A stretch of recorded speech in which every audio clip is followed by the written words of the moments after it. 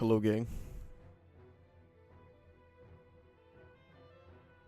Let me make sure I post this places so I don't forget to do it, like I always do.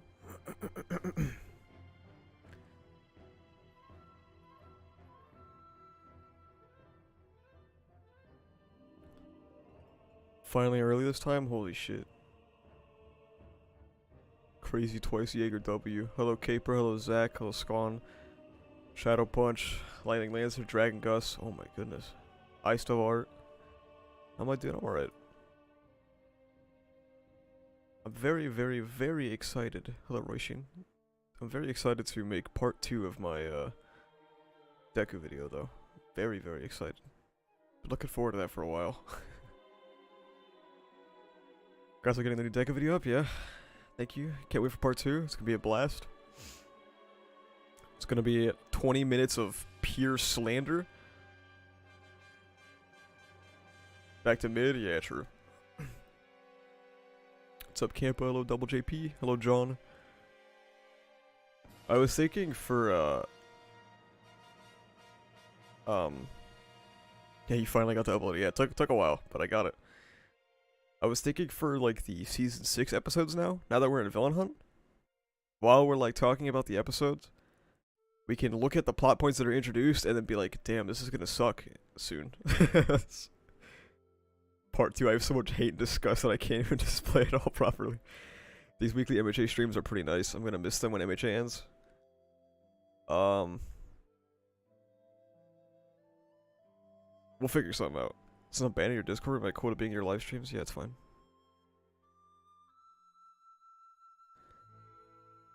Time for anime only folks that absolutely love Villain Hunt. I mean, they'll like everything, and it's not like I've said this so many times. Anime onlys are gonna like everything, and it's not like a slight against them. It's just that they're pretty casual fans, and they watch it and they're like, "Oh, that's cool." Which, more power to them. I wish I could do that with MHA, but unfortunately, here we are.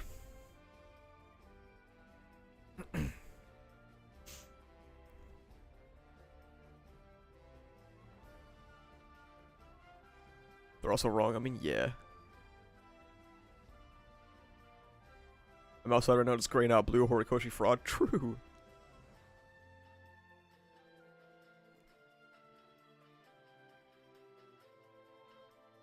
Most will probably like it because it feels hype. Yeah, Act 3 is hype over like actual sensical moments. What's your favorite Girl Scout cookie flavor? I don't know. I guess Thin Mint, bro. I'm pretty basic like that. Anime only is about to witness the last good arc in MHA. They already did. It was called PLW. Yeah. Villain Hunt is getting pumped up hard by their marketing team.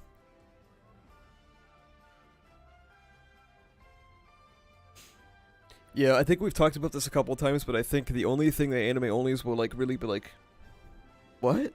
With is number 1, maybe Bakugo's fake out. And then the heteromorph stuff for sure. They're really not gonna like that.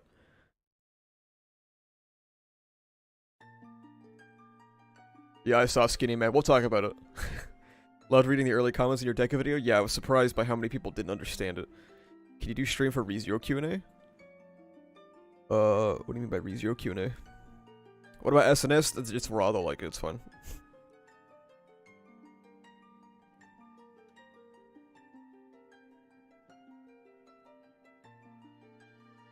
Rocklock being told he doesn't know pain will raise some eyebrows? Yeah.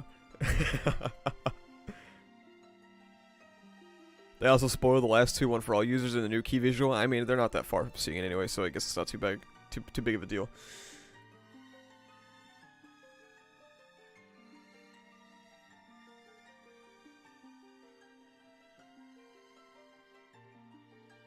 They're also basically spoiling Deku vs. Muscular 2 by posting all around that Deku vs. Muscular 1 will be free. So, free to watch. Did I miss anything of the stream? Nope. It's been up for like 5 minutes.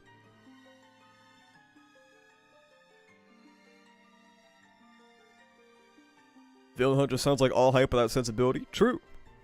Oh man, my Villain Hunt video is gonna be so fun. I'm trying to get a bunch of MHA videos like out of my system now.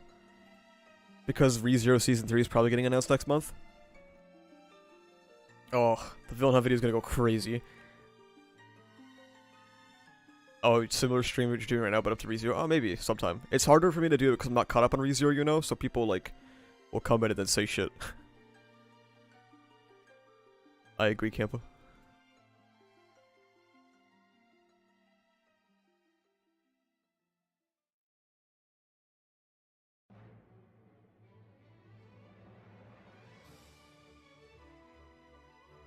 Do you want a Todoroki family reunion? I think it's inevitable.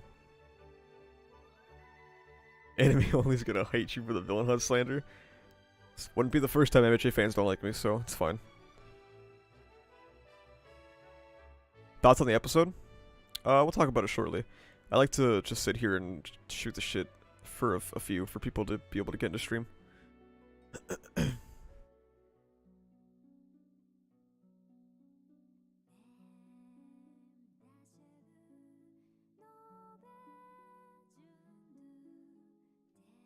Surprised how good the muscular fight looks so far?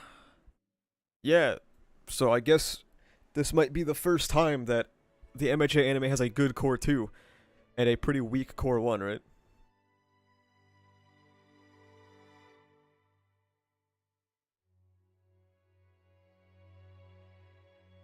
I feel like I was just gonna say something and I forgot. Oh my god.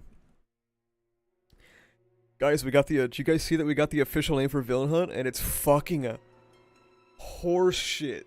Oh my god, it's so bad. It's so bad. And I have to read every single day people on Twitter gassing it up, and I'm like, there's no way you actually think this is good. What is it again? I forgot. So in literal Japanese, it's the Black Hero arc. That is the official name of Villain Hunt. It's the Black Hero arc. And it's been localized to Dark Hero arc for obvious reasons, which is still not good.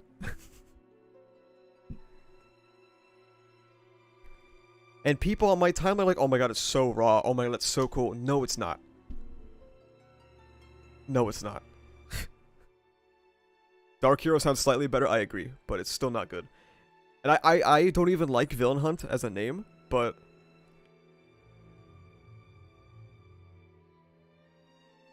Highland.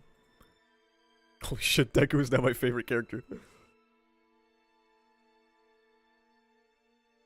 People gaslighting Twitter thinking that 1 Stars of Stripe pilot was Deku's dad was crazy foreshadowing. People on Twitter thought the mutant arc was good. That's true, yeah. Sup there, Squester.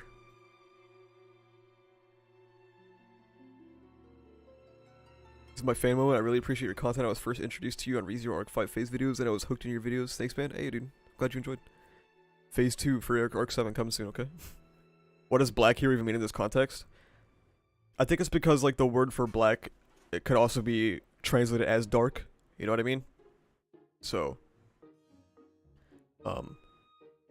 it's just like a literal translation is Black Hero arc. Hello, not available. Why is Black Hero a bad name? Because the name of the arc is Black Hero arc. When there's really nothing dark going on, the lights are off. I think what's strange is people acting like MHA arcs ever have good names. 90% are just literal plots of the arc. True.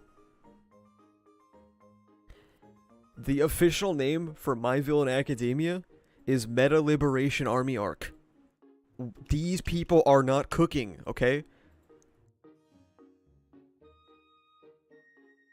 The official name for Paranormal Liberation War Arc is All Out War Arc. Motherfucker thinks he's Robert Kirkman writing The Walking Dead. He's not that guy, okay?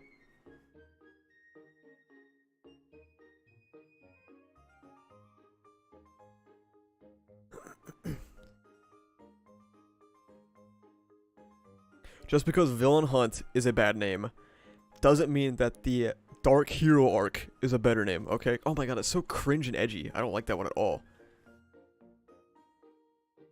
That arc sucked in the TV show The Walking Dead anyway. Yeah, it was better in the comics.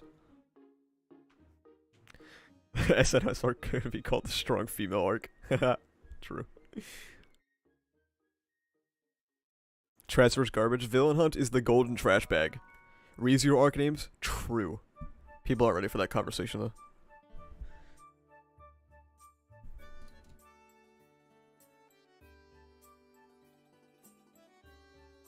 Lone hero arc would have been better. I've saw people suggest that.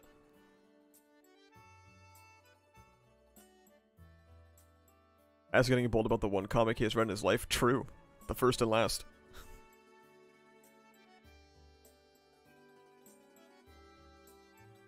The Ballad of Gay Deku should have been the name of the arc. Aren't ReZero arc names just numbers? No, it's just how people refer to them. Arc 4's title is, yeah, the Everlasting Covenant.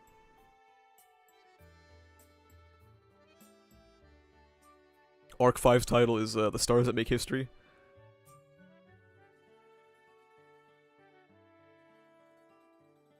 As an anime only, I'm hyped but ready to see why people call this upcoming arc bad. Hey, wart. I don't know if you're subscribed to my channel, but if you want to wait for my Villain Hunt video, I got you, bro.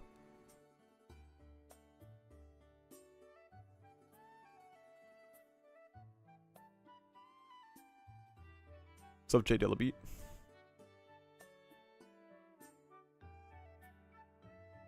When is the Incel arc? It's happening right now, actually. It's the final war arc.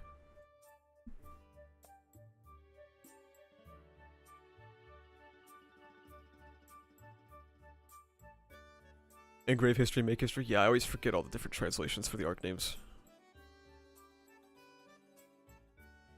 Pretty sure arc 5 is called the Everlasting Anime Hiatus. Just wait till next month, buddy, okay?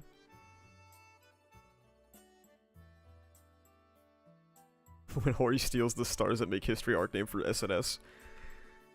The most fraudulent thing that could possibly happen. Anime onlys may enjoy Villain Hunt depending on what they like in MHA. They're gonna like it because it's cool. Like it's got cool shit going on. Okay, are we ready to talk about the episode? Let's do it.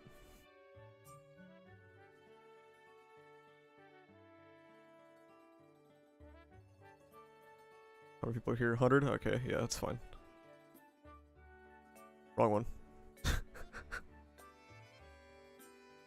Bam.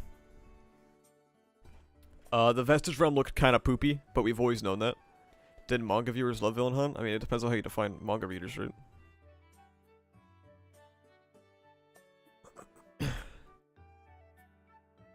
So, first of all, I don't know why Shinomori got his hogs out. I don't know what that's all about. Yeah, N's outfit being red is not something I ever expected in a million fucking years.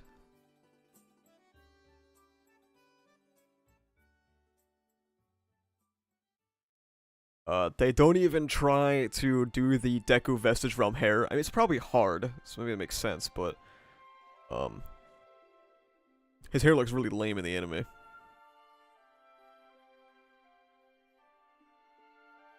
Chief Firefighter looking ass. All Might's Vestige is a still image. It has, like, a couple of effects floating around, I think, but, like... bro does not move. The reddish-brown line art sucks, yeah. I agree. In the manga, this sequence is magical. In the anime, it's just kind of... it just feels like they're in a box, whereas in the manga, it feels like you are in, like, a different fucking reality. None of the vestiges look good besides maybe Nana. Wow, the color schemes suck. Yeah. I mean, Yoichi's fine, because he's fucking homeless, so... Shinomori's bodysuit was black in the manga, so you don't understand why it's white, was it? I don't remember.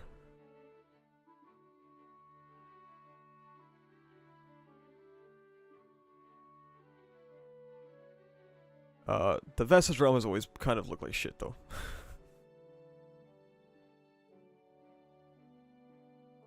What's the next one? Oh, wait. Plot point introduced here in this episode that the second and the third users don't accept of Midoriya's ideology, and anime onlys, and people are gonna be like, oh my god, that's really cool. You know, he's gonna have to prove himself and prove why his ideology is correct and why he should try to save Tomer Shigaraki. Nah. Nah. They're just gonna get over it in a couple episodes. They'll just get better. They'll just get better, it's fine. I mean, it's just a shot-for-shot recreation of the manga panel. It's fine, I guess. I have gotten a couple of YouTube comments talking about how they don't like that Deku is the last wielder. I still don't mind it. It still doesn't really bother me.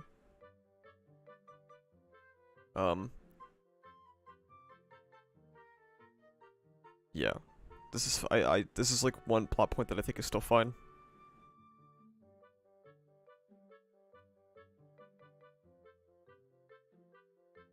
I think this stuff was executed okay. Like we already talked about, the anime didn't grab the ethereal feeling of the Vestige Realm and this entire scene, but I mean, it's okay, I guess.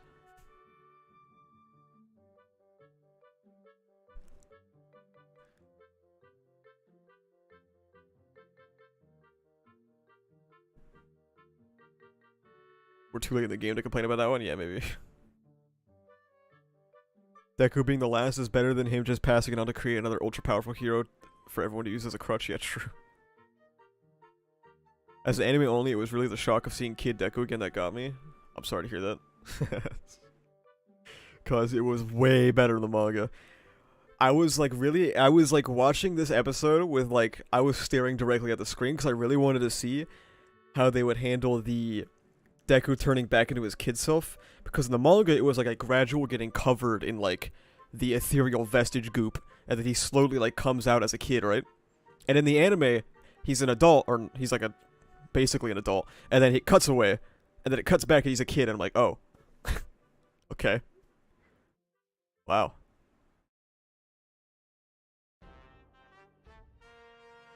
So that was kind of sad.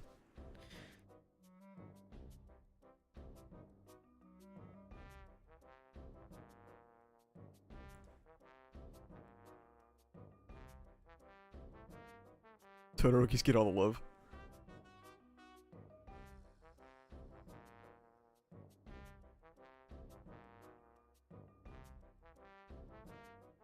The opening did what I wanted them to do with Deku here, but with Shiggy? Exactly, yeah.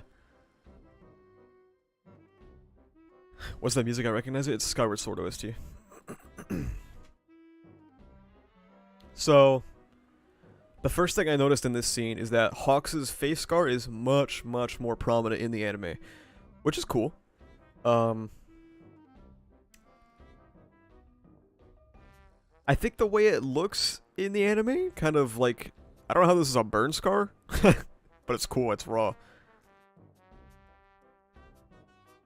I know you're relieved to be able to explain your opinion thoroughly like this instead of in a tweet thread. Yeah, true.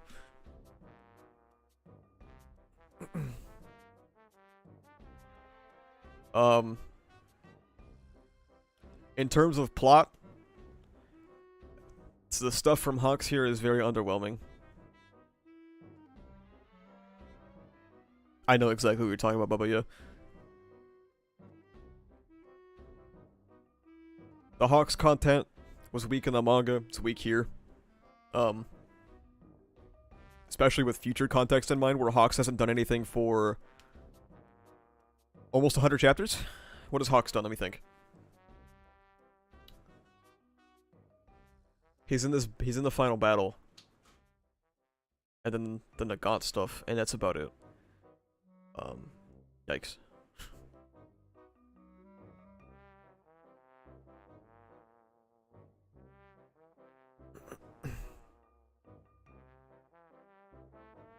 He's jobbed, yeah, true.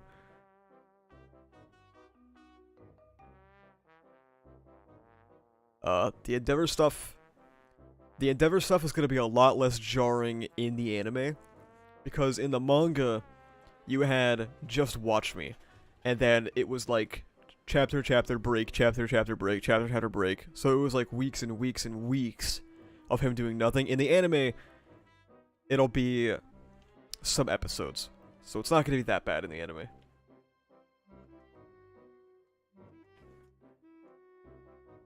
Is Best Unist a mutant? Might as well be.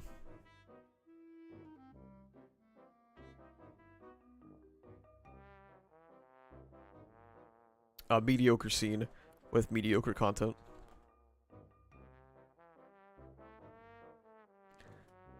The first thing I thought when I watched this live, I was like, oh, I know that people are not going to like this one.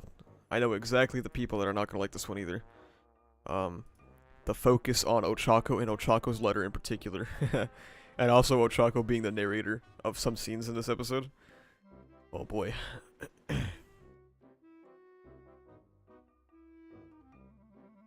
Screw him.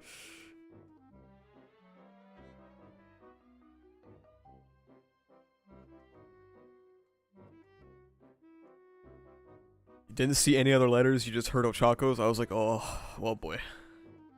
Oh boy. This was good though. Was the contents of Deku's letter to Bakugo ever important? I mean, not yet. But probably not, in general. Yeah, this scene was fine.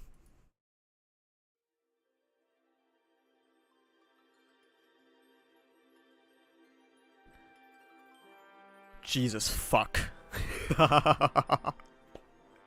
Jesus fucking Christ, man. Okay.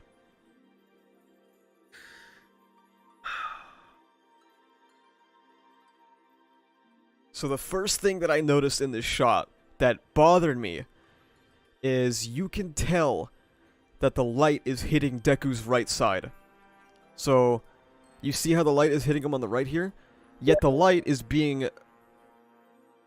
Oh my god, I got stun locked. Fuck you, Mori. The light is being pushed down from this building onto this building. So... The light is coming from two different ways. Which was the first thing I noticed as soon as this image popped up, and I was like, that's weird. That doesn't make any sense.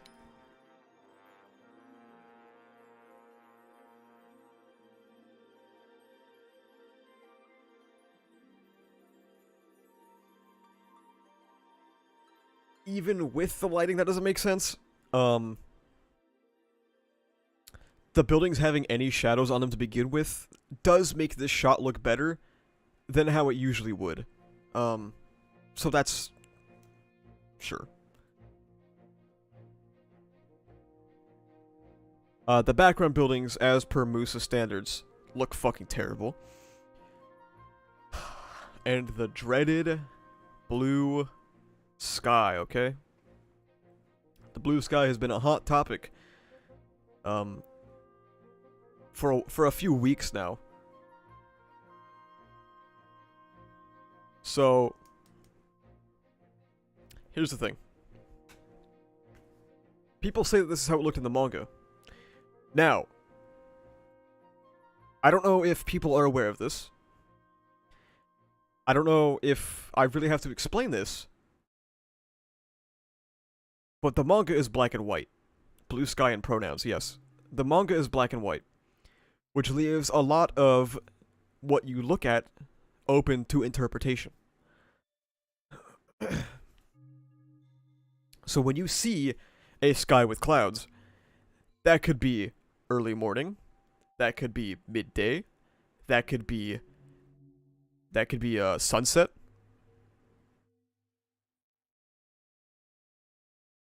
Now if you go read Pro Hero,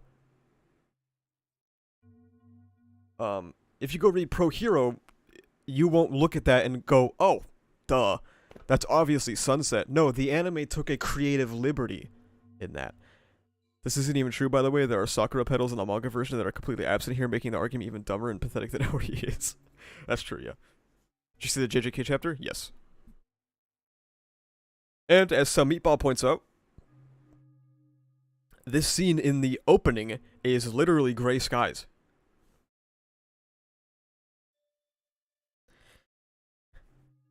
Now, okay. The second thing is, having a blue sky is not inherently a bad thing, okay? Sometimes blue sky is appropriate. The issue is that MHA, 90% of the time, has the same exact blue sky. And you can see this in My Villain Academia's adaptation because it doesn't have this blue sky. Does it look bad? Yes. But it at least looks less dark blue. It looks a little bit more saturated. Which makes it look different. It makes it stand out compared to the rest of the adaptation. And if we go to the Gourmet of Gluttony's tweet, please put a background that is consistent with the tone of the scene. As Sync posted, opening adaptation, episode adaptation.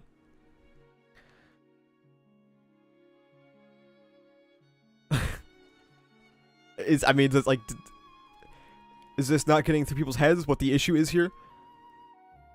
When you adapt the panel in the opening, and then adapt the panel in the episode, and the episode one looks like dog poopy, people are going to be a little bit confused, and there is a response like this. It's one-to-one accurate with the manga panel. No, it's not. The manga is black and white. Crazy. Crazy concept. Reusing the background. It's all black and white. Doesn't fit the tone. Deku went outside during the day. That just makes sense. Wow.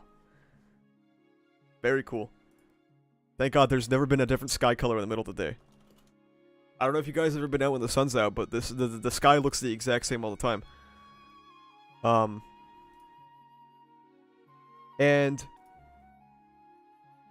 the anime has already taken creative liberties, not including Pro Hero. Let's just shove aside Pro Hero at nighttime.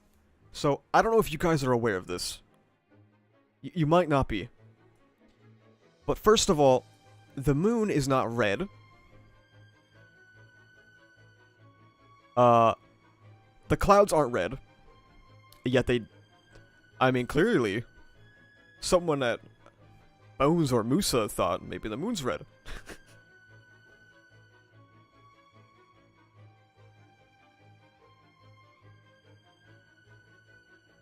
So it's perhaps the fact that this is fiction and the fact that this is art that you can take creative liberties and make creative decisions to deliver tone and intent. I always thought the moon is cheese. Could have fooled me. This could have been the Shigaraki shot. And there is a Shigaraki shot in PLW that isn't a blue sky. Also, yes, my Discord cooked with edits of this. I can probably find some real quick, hang on.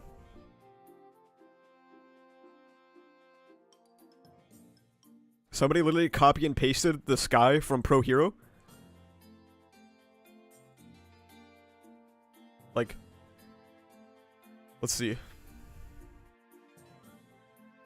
I don't know about this one. Somebody made this one?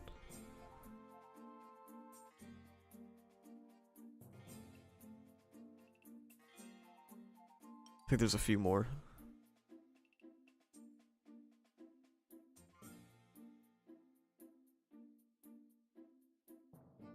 Ozzy in chat made this one.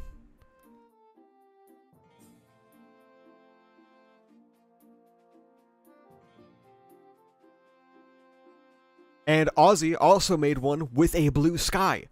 Okay? Ozzy made one with a blue sky.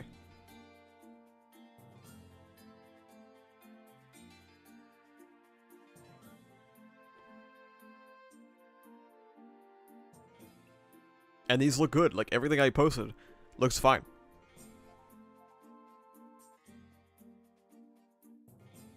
Posted on Twitter? Well, it's not mine.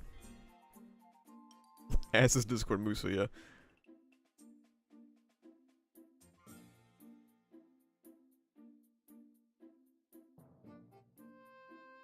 There any more that I can take a look at? God, that's good enough, whatever. Show them mine, Mr. Asa? Okay. There you go, Bubba. Are you fucking happy? Are you happy, Bubba? Are you fucking happy?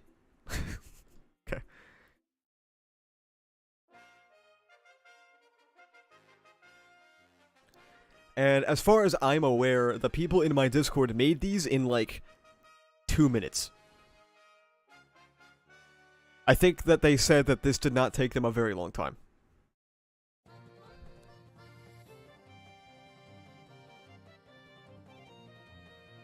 The problem is MJ's blue skies all look they were like taken from a single big image of a blue sky and cropped to look different. Yes, exactly. That is the main issue. Like, look at this. Look at the difference here. A toothpick changes everything, guys.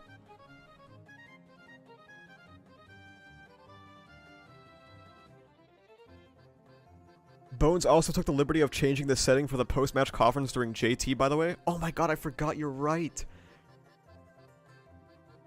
They made post-match JT a pink sky, and it looks nice.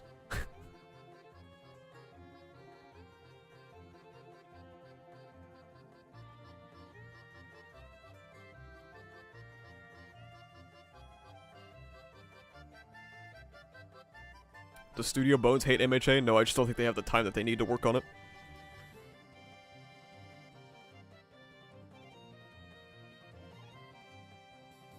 If you want to see more Sky edits, by the way, they're in my Discord. In the anime channel. The MHA anime channel. People cooked.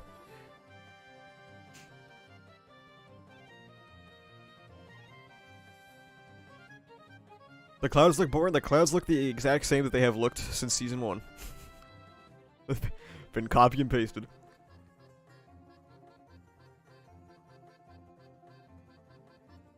Don't forget, also, they just recently made the post-war Fallout the Evening Sky too. Did they? I might have forgotten about that.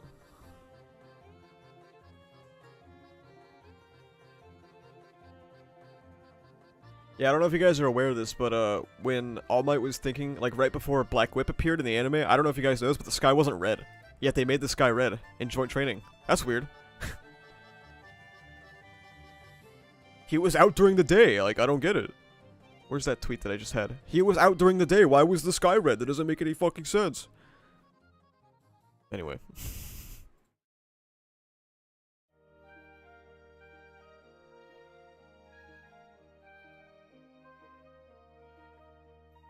Shot was mid. This shot was mid, but surprisingly, it was not as mid as I expected. Can you show the joint training sky? Yeah, let me see if I can find it.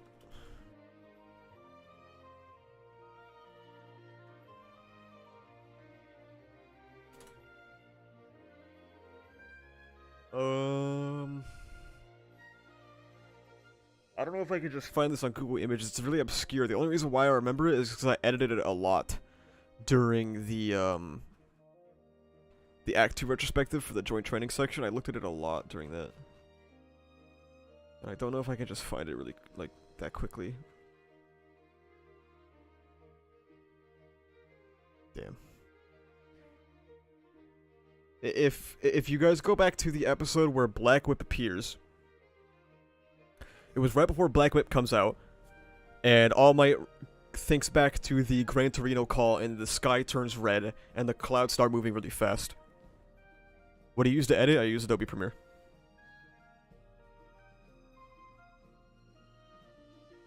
What do you think about the color of the smokescreen quirk? My initial thoughts are that it looks really bad, but maybe it'll look better later. We'll see. Oh my god, what happened to my sound there? What the fuck was that? Why is it... Here you go? Oh, okay, yeah, this is the conference that he was talking about. Where did this open? Help! Okay. As you can tell. Evening sky for no particular reason. It just was. They could do it. They have the technology. Purple sky, purple lighting. Pog.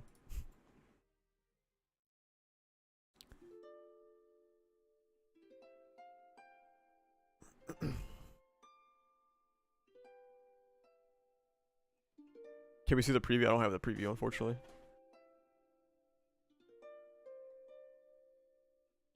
Acid check DM? Yes, dear. Yes, dear.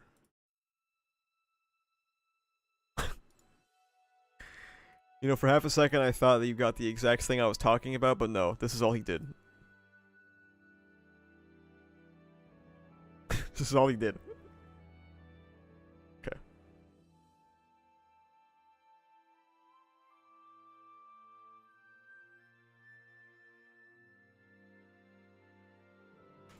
We did get a new key visual though, which I can't lie, it's kind of fire. It looks pretty good.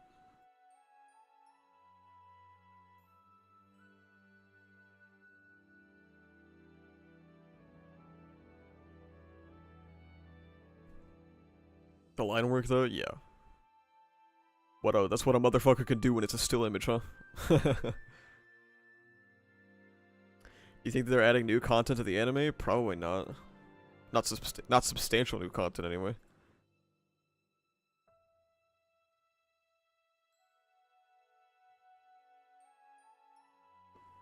You got the whole squad laughing. Yeah.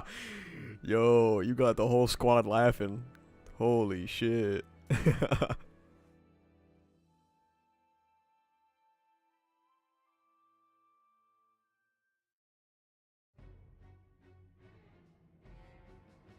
Man, it's crazy how the vestiges are getting all this focus, and then they're almost done. It's almost done.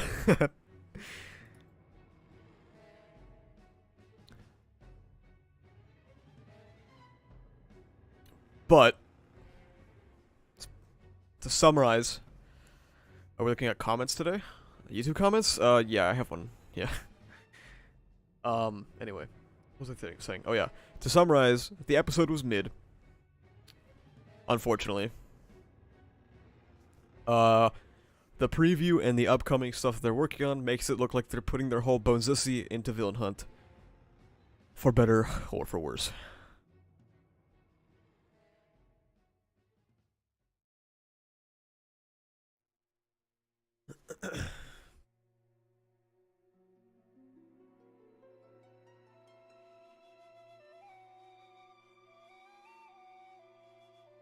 Can't wait for 10 years from now when Horikoshi says I might have gone too far in a few places.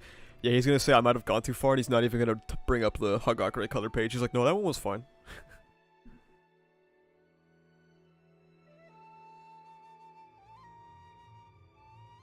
Wasn't how we thought the war arc would go, though? Yes.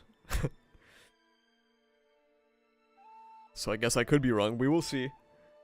Give it a couple episodes and we'll know for sure. However, I do think there's a possibility that Villain Hunt could be the first ever good second core. Well, besides Season 2. Talk about how it's from its personal stash. Oh yeah, the Hagakure colored page was like something he had already drawn.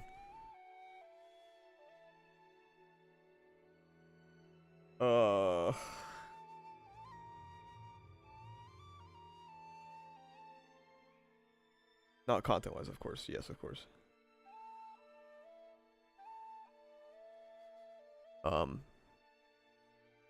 See, I thought that they wouldn't fuck over the war just to make Villain Hunt good because it sold well, but maybe, man.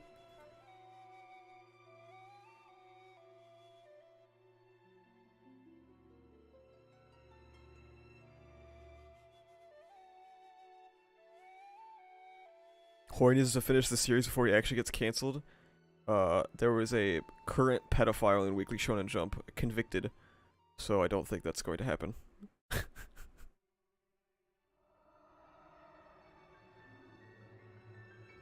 Hori was crunched for time to make a color page, and that's what he pulled from his personal files.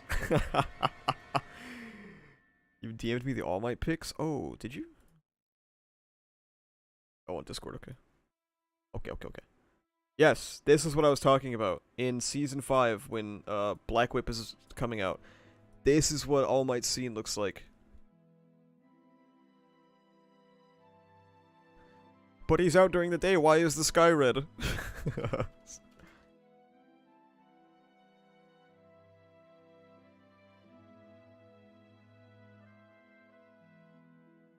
You guys are asking who it is. It's, Mitsutoshi Shimabukuro.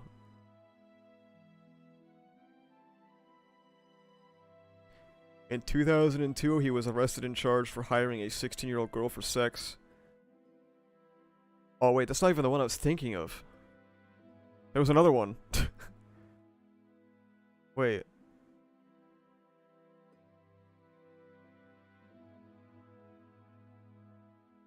Where's the other one?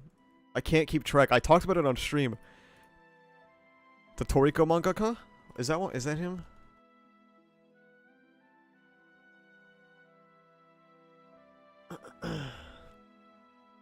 No, there was a particular...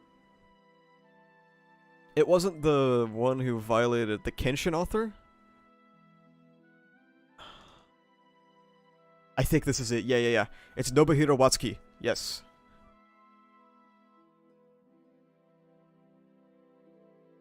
This was the guy, yeah, in 2017, police found DVDs with footage of naked girls in their early teens in Watsuko's Tokyo office.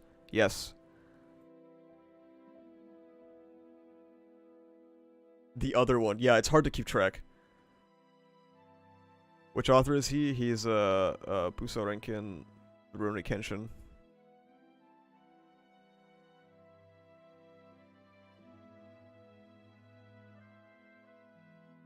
Didn't Watsuki have so much they thought he was a distributor? Yes. How old? The kids or him? He's 52. But the kids were in their early teens.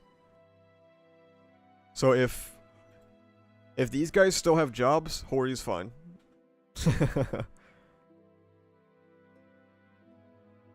Oh yeah, this is our next topic, by the way. Spoiler alert, sorry. I didn't mean to spoil it, sorry guys.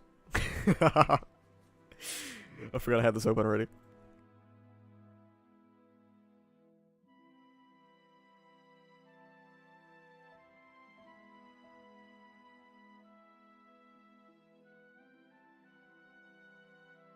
Skip it? Fuck no, this is fun.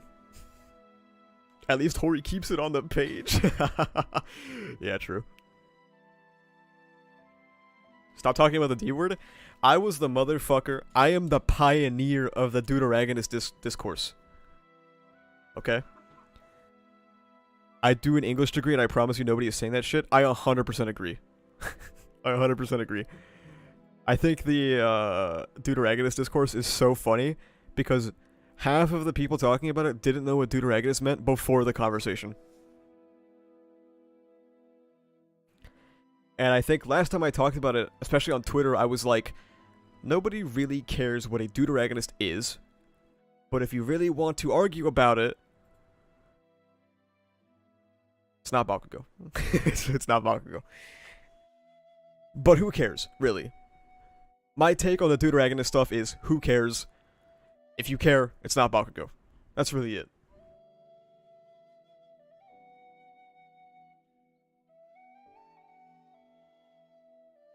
Deuteragonist is a term that nobody really gives a shit about. And to be frank, you shouldn't give a shit about it. It's an almost worthless term. But it is Shigaraki. Like, if you really, really, really want to talk about it, it is Shigaraki. You could tell they didn't know because they said Shigaraki couldn't be both Antag and Deuteragonist? Yeah, because they don't know what the fuck to, like, they don't know. I assumed All Might was the Deuteragonist in Act 1. I guess I was wrong. I mean, that could be that's a valid interpretation. You probably could argue he was the Deuteragonist in Act 1, but labels like that change, right?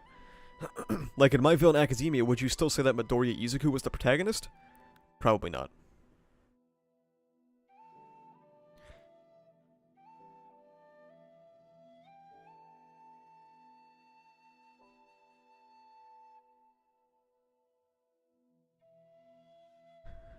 Nagant Deuteragonist in Act 3. Nagant is in a refrigerator. Sorry, Jay. But let's quickly read. I will read this until I get bored, which will likely be very fast. I have no idea why Bakugo is considered the Deuteragonist of the story. Oh! There we go!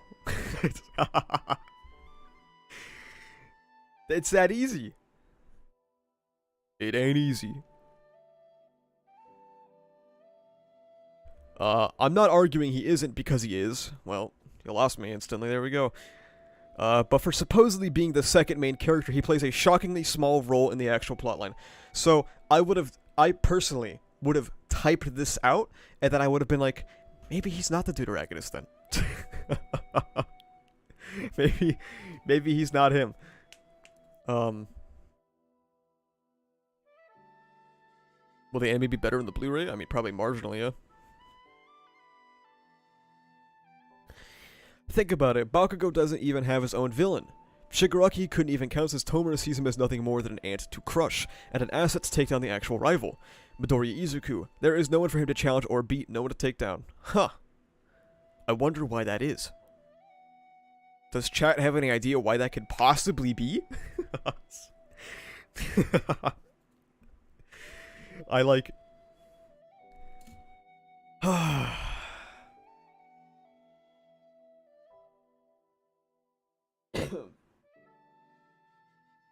It's so funny how people will misunderstand and warp words that have meaning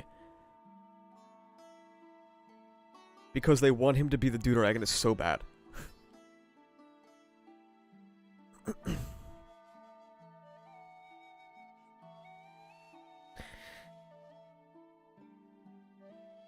Does no one find it odd that the Tritagonist, the love interest, and a side character have more importance to the plot than the damn Deuteragonist? No, I think Shigaraki's pretty important. The Todoroki family drama is connected with one of the main villains, Dabi or Toya Todoroki, as well as Shoto's father, Endeavor. See, okay, this is also why I find terms like Deuteragonist and Tritagonist to be worthless, okay? Because when you say this, if you really want to care about what a Deuteragonist is, when you say this, Shoto might as well be the Deuteragonist. Ochako might as well be the Deuteragonist. Like, they are two such worthless fucking terms. And if you want to use them, like Bakugo fans do, you have to take the L. Because the definition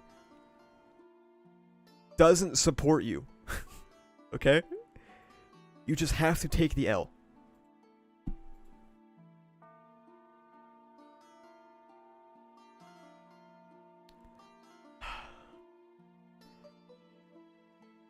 Which is a huge thing in the plot. Shoto has his villain too, his own brother. Ochako Uraraka has Himiko Toga, another one of the main members of the League. Ochako is also necessary to Izuku.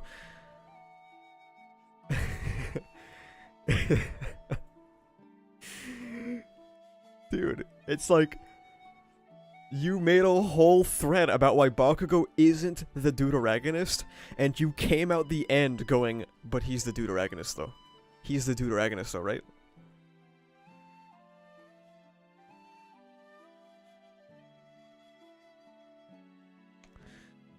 Sorry, I have the word Bakugo muted. If you ever see something that's muted in a thread that I'm reading, it's because I muted the word Bakugo.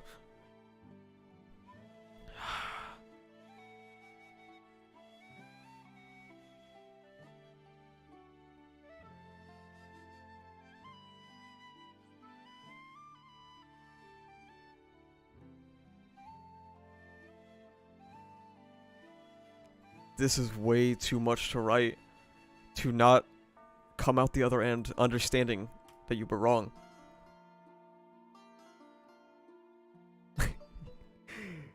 Bakugo is the Deuteragonist, but he has no significance to the plot, does his own thing, is basically Izuku's damn puppet, doesn't have a villain or outside conflict, gets treated as a joke, and it would make no difference for most situations if he was there or not.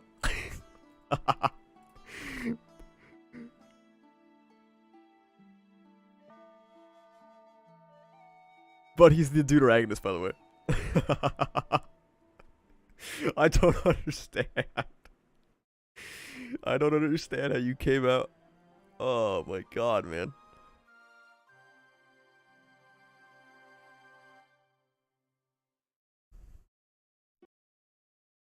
He's the rival though, so he has to be the Deuteragonist. Yeah, true. See, the main reason why these definitions are so pointless is because people view them so rigid. Is rigidly a word? I don't know. People examine them so rigidly. They think that the protagonist, the antagonist, the only two terms people care about, by the way, the Deuteragonist, the Ugh, the Tritagonist. They think that these can't move around and that these are static terms, but they're not. Bakugo was never the Deuteragonist. And he still isn't. What's your opinion on the Shigaraki return? It doesn't undo 2 years of damage, but I was gassed either way. Bakugo wasn't the Deuteragonist in Act 1. Probably All Might.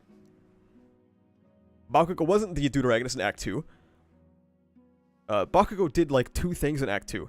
He told a kid to stop looking down on other people, and then he got stabbed. He's definitely not the Deuteragonist in Act 3, because he did 2 things in Act 3. He apologized, and then he died. Okay? So, I don't know where we're getting this idea that he is the Deuteragonist.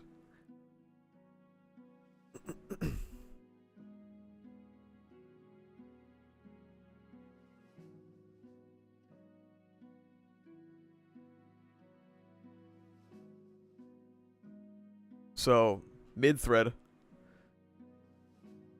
doesn't understand the word Deuteragonist. Wrote an entire thread about the word Deuteragonist. Doesn't understand the word Deuteragonist.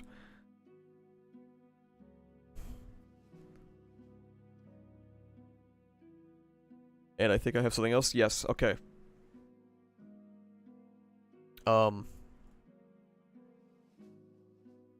Yeah. Truers.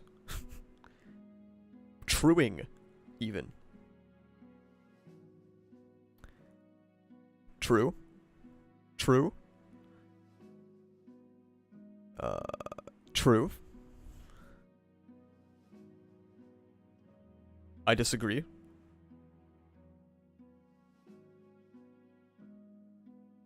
And I'm not calling this person out in particular, by the way. This is a common point. You can be 2 things at once. These are not mutually exclusive labels.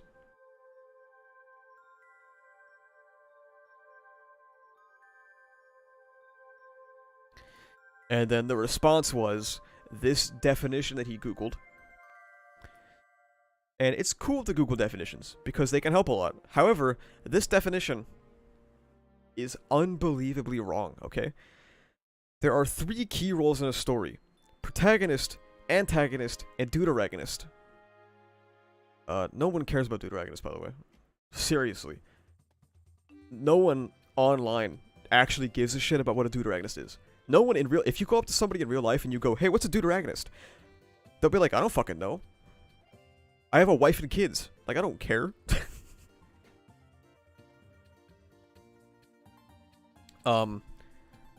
But the main issue is the protagonist is your main character, the hero.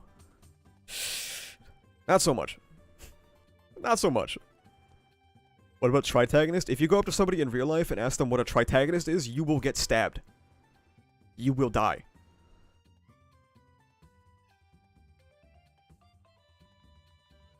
The antagonist is the villain who opposes them. Villain is kind of a loaded term. And the Deuteragonist is the sidekick. No.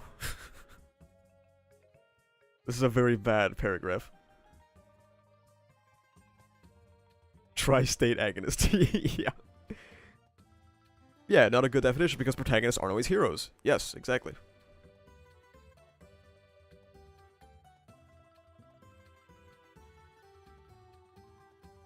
Definition is 0 for 3, yeah.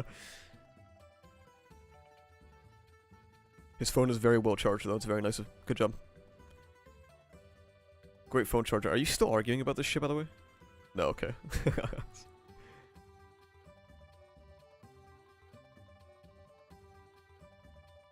Oh, Dakachan, dude. Oh, they're infighting. Oh, I'm blocked. That's right. Never mind.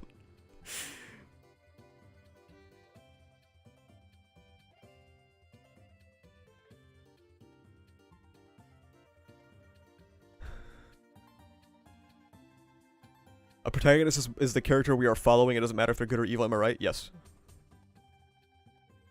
Akimadori Talk no Jutsu Shigaraki? I guess we'll find out.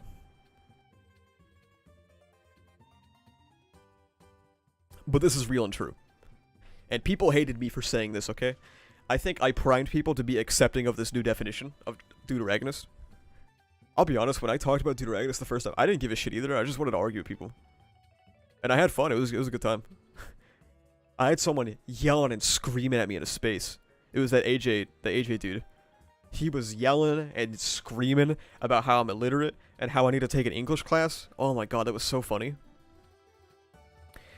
Do you have an ideal case scenario of how Shigaraki and Deku's conflict ends? No. I'm not very good at predictions, honestly. Do you think Emichi would be better off without Bakugo? No, not really.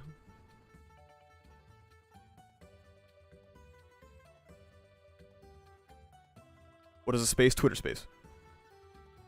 Is that a girl? Oh, so that's a different AJ. You were there for that space? Yeah, that shit was really funny. I'm good at predictions. True. I was confused about this on Twitter. Do people actually straight up believe that Deku was destined to be with Bakugo instead of Uraraka? I mean, people can believe whatever they want, right? It's just like shipping stuff. It's whatever. I don't really care about shipping shit.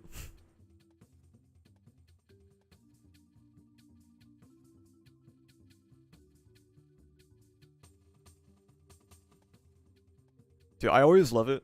My favorite thing is when people try to, like, fight me on, like, English stuff. It was the only subject I ever did well in, okay? I had someone in my Discord try to talk to me about the definition of a paragraph. Oh, hello, Ocean Man. We're just talking about Deuteragonist stuff again because it's funny. The TLDR is that nobody actually gives a shit about what a Deuteragonist is, and nobody should give a shit about what a Deuteragonist is because it's a stupid fucking term that nobody in real life actually uses. But if you want to use it, it's not Bakugo. There you go.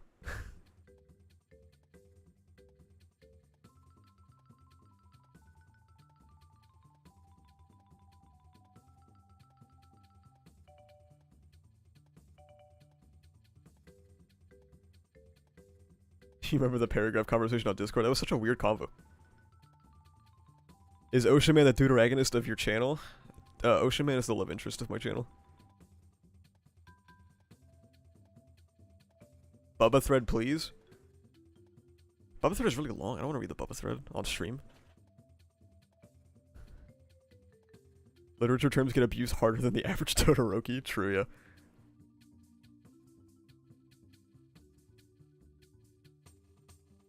What's a Deuteragonist? It's the second most important character in a series. Nobody cares about it, though. Does the sky color really even that big of a deal? To some people, clearly, yeah. I mean, I think it makes the anime look really bad. Someone got called a misogynist for liking Ochako today? That's so fucking real.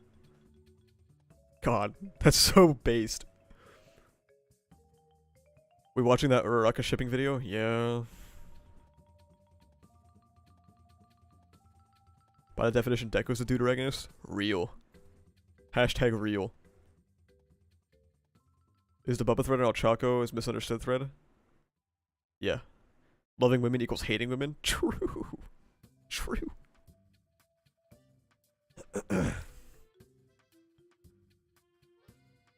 How you doing today, Ocean Man?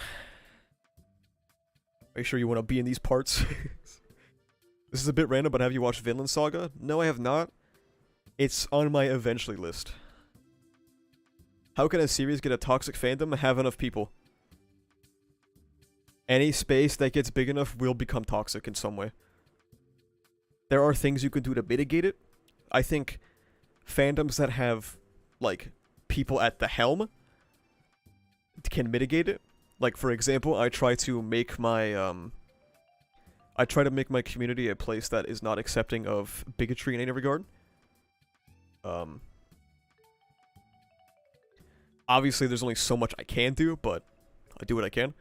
But for a series has no head, right? The author. But something like My Hero Academia, which has millions and millions of fans, there's nothing you can do about it, really. Writing a script on the phylogeny? What does that even mean?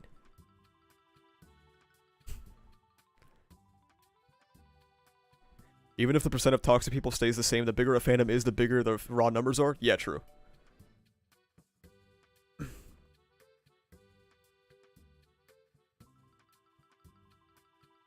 The Tree of Life?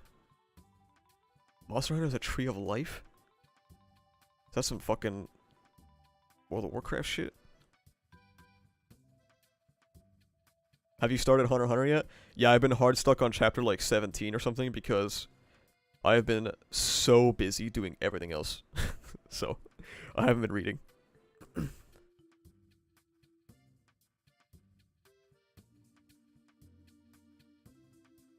Oh, the Tree of Life. Okay. Oh my god, dude. I thought you were about to drop a fucking Monster Hunter lore bomb on me, dude. I thought it was gonna have some Nordrassil shit. Ocean is on a side quest to find God right now. Ocean Man is always on a side quest. Every time he comes into my stream, he's on a side quest. Have you met Gon and Killua yet? Yeah.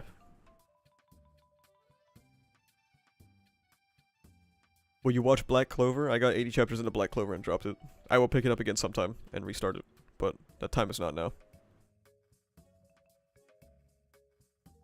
How many chapters do you think before MHA ends? 30 to 40.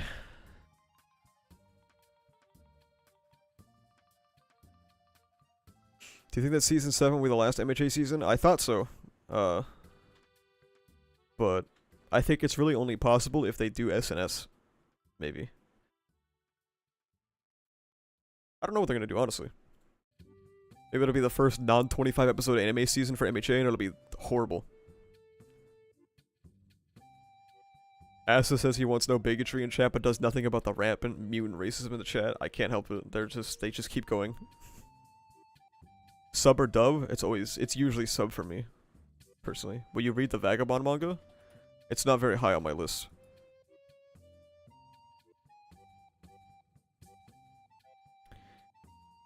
So I don't know how many of you noticed. A video had dropped over the weekend, I think, or at the end of the week. It's a video called "How Shipping Ruined Uraraka," which is a good title, by the way. That shit is gonna get clicks. It's a good title. Now, people had gone through his Twitter to see what kind of MHA takes he posts. And we got, "Thanks, I hate it," relating to the Toya stuff. And then we have, "Dobby's origin feels like a retcon. It really does. All this critique of Endeavor as a parent and Dobby's backstory mostly boils down to Dobby being dangerously insane when he was 8. Huh. Very interesting take. Blame the child.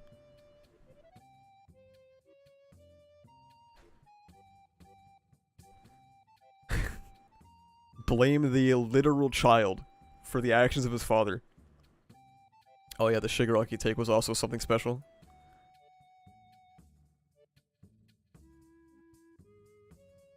I don't know how far back this is gonna be. Oh, it's like right out here.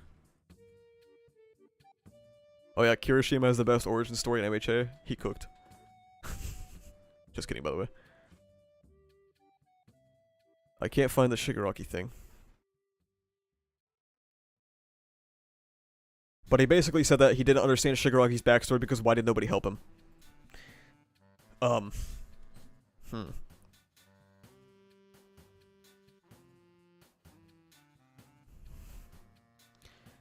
The Shigaraki is a reply? Oh well, took too long. And I tried to talk to him. I wanted to like actually have a discussion with him. I came in, I was so nice, and I was like, "But why do you think he was insane at 8?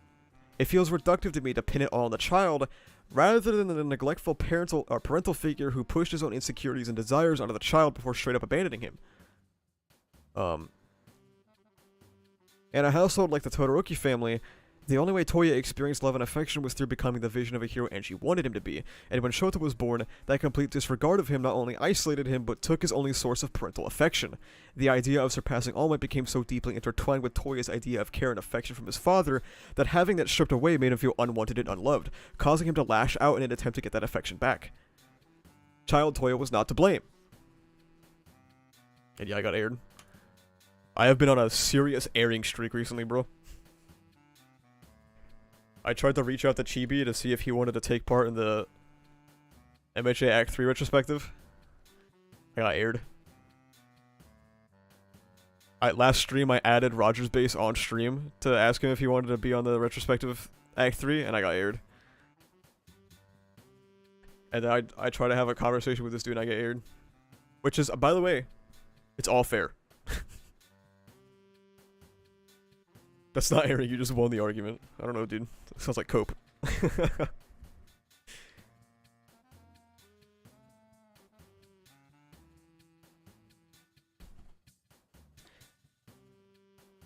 I think the Todoroki family subplot is, unironically, too implicit.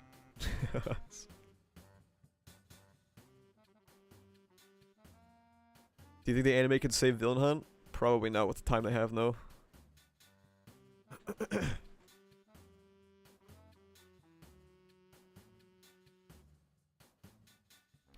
And then, this was, I think, a day or two before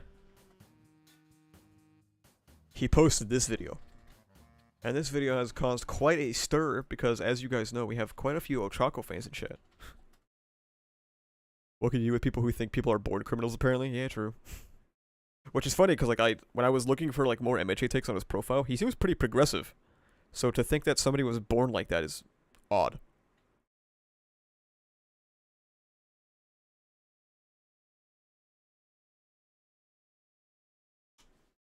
Okay. I don't know if I'll watch all of this. This is 31 minutes, but we'll see. You know, there comes a Wait, we turn it up. time where we all need to admit that being in a ship was the worst thing to ever happen to a character. Bakugo taken coming. Here it comes. Like, sure, sometimes the art of pushing two characters together can be a fun exercise in fluff, but more often than not, it just ends with someone getting screwed, as the potential of a character is torn out and wasted, reducing them to being just a love interest, with what little they are given, always finding a way of really being about him. Anime has done this terribly for years, and I can think of no better example of this in modern anime than Ochiko Uraraka from My Hero Academia. Can my story not have anything to do with Midoriya for 5 minutes? I don't know. Ask the author. Being shipped with Deku Implicit? ruined Uraraka as a character. Like, I cannot understate how dirty they did my girl. Starting the series as just Do people realize that like do people realize that like almost every character is linked to Midoriya like that? Like people don't say it. Why do nobody ever says this about Bakugo? Nobody ever says this about Bakugo. If you remove Midoriya, Bakugo is nothing.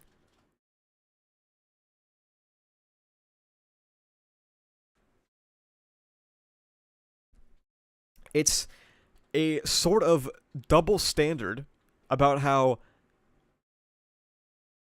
female characters having any tie to a male character is objectively bad.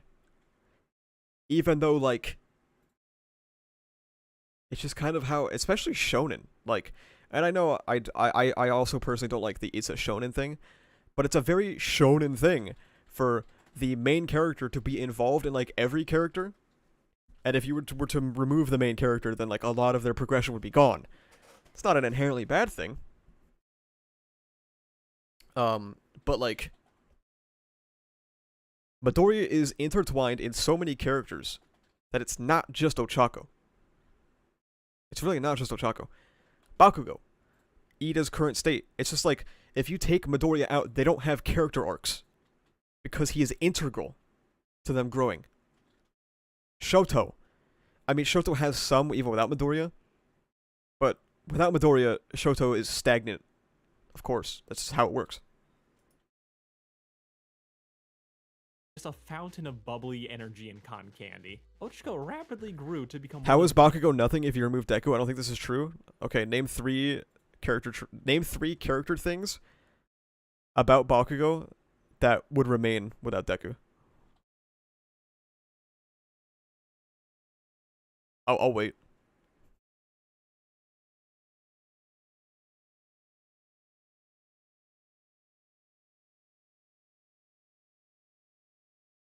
Even Kirishima's backstory kind of involved Deku? Yeah, that's true. Name 3 themes, you have 15 seconds. Name 3 themes quickly.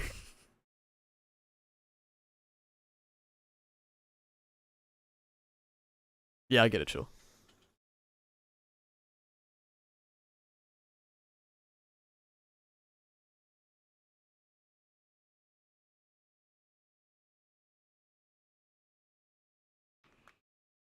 I should put this on. You're right, I should put this on 1.5 speed.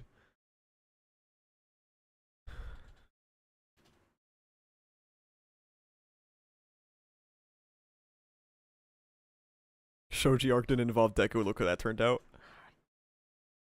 Let's be real though, okay? Deku would have been, okay, if Deku was there, he would have been like, guys, let's consider both sides.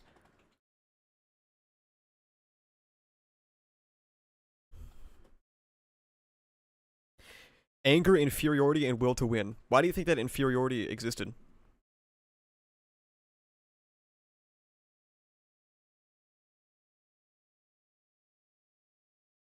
Good fighter is a dick, society gives him a pass. Fair. So basically he's not really a character without Deku. His want to be a hero like All Might, the whole sports festival arc. What do you think the sports festival arc was? The sports festival arc was Bakugo being thrust into a situation where he is not exceptional, because he lived his entire life being contrasted with Midoriya, who was quirkless, and he built himself up to think he was exceptional, and that he wanted to prove that he was exceptional in the sports festival arc, but unfortunately, Shoto threw the match. The one person that beat Deku, Shoto threw the match, and the inferiority complex only bubbled from there. There's a bot in my Discord? Pog?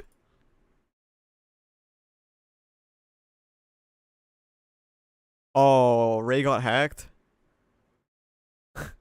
Well. I kicked him.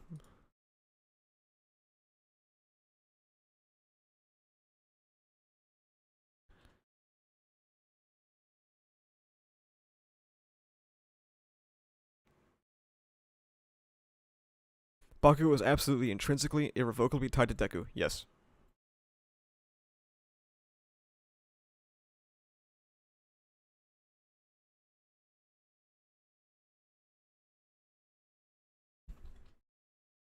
Okay, well. I think this conversation's over. The most popular characters in the show. As she proved, she was more than just a pretty face, and Bakugo during the sport festival arc was him going on a warpath after realizing his class may actually pose a threat to him and wanting to reestablish his position as top dog. Yeah, true. Deku's tag-along, that beneath the veneer of the girl next door, she was a fierce and determined fighter with slightly questionable motivations. However, as the series went on, everything that made Ochako great was stripped away from her, going from main girl to gone girl as the show forced her more and more into the background, with what little she did get being devoted to, you guessed it, crushing on Deku. It's honestly tragic how far she's fallen, but it's insidious how My Hero likes to pretend that it's better than it is, when all it's really doing is making Ochako the love interest with extra steps. This trope has always been a personal pet peeve of mine for years, and what it's been doing to Ochako has been maddening. But despite some moments of hope, it's only gotten worse as time has gone on, and now is as good a time as any to discuss it. Everyone, I'm gonna do my best! Are you sure about that? I miss this character so much. So, My Hero Academia, or Still Boku there. no Hero Academia, is a Japanese manga mega hit created by Kohei Horikoshi, telling the story of a Japan where everyone has superpowers, but the protagonist has the best one: connection. Being groomed to be the world's #1 hero by the current one, All Might, Izuku Midoriya Yeah, Olivia's right. This is not shipping. The author doesn't ship. The author just is rewarded for his suicidal antics by being granted All Might's power. wait, let me I thought there was a rewind button. I guess it was a plugin. Being groomed to be the world's #1 hero. Okay.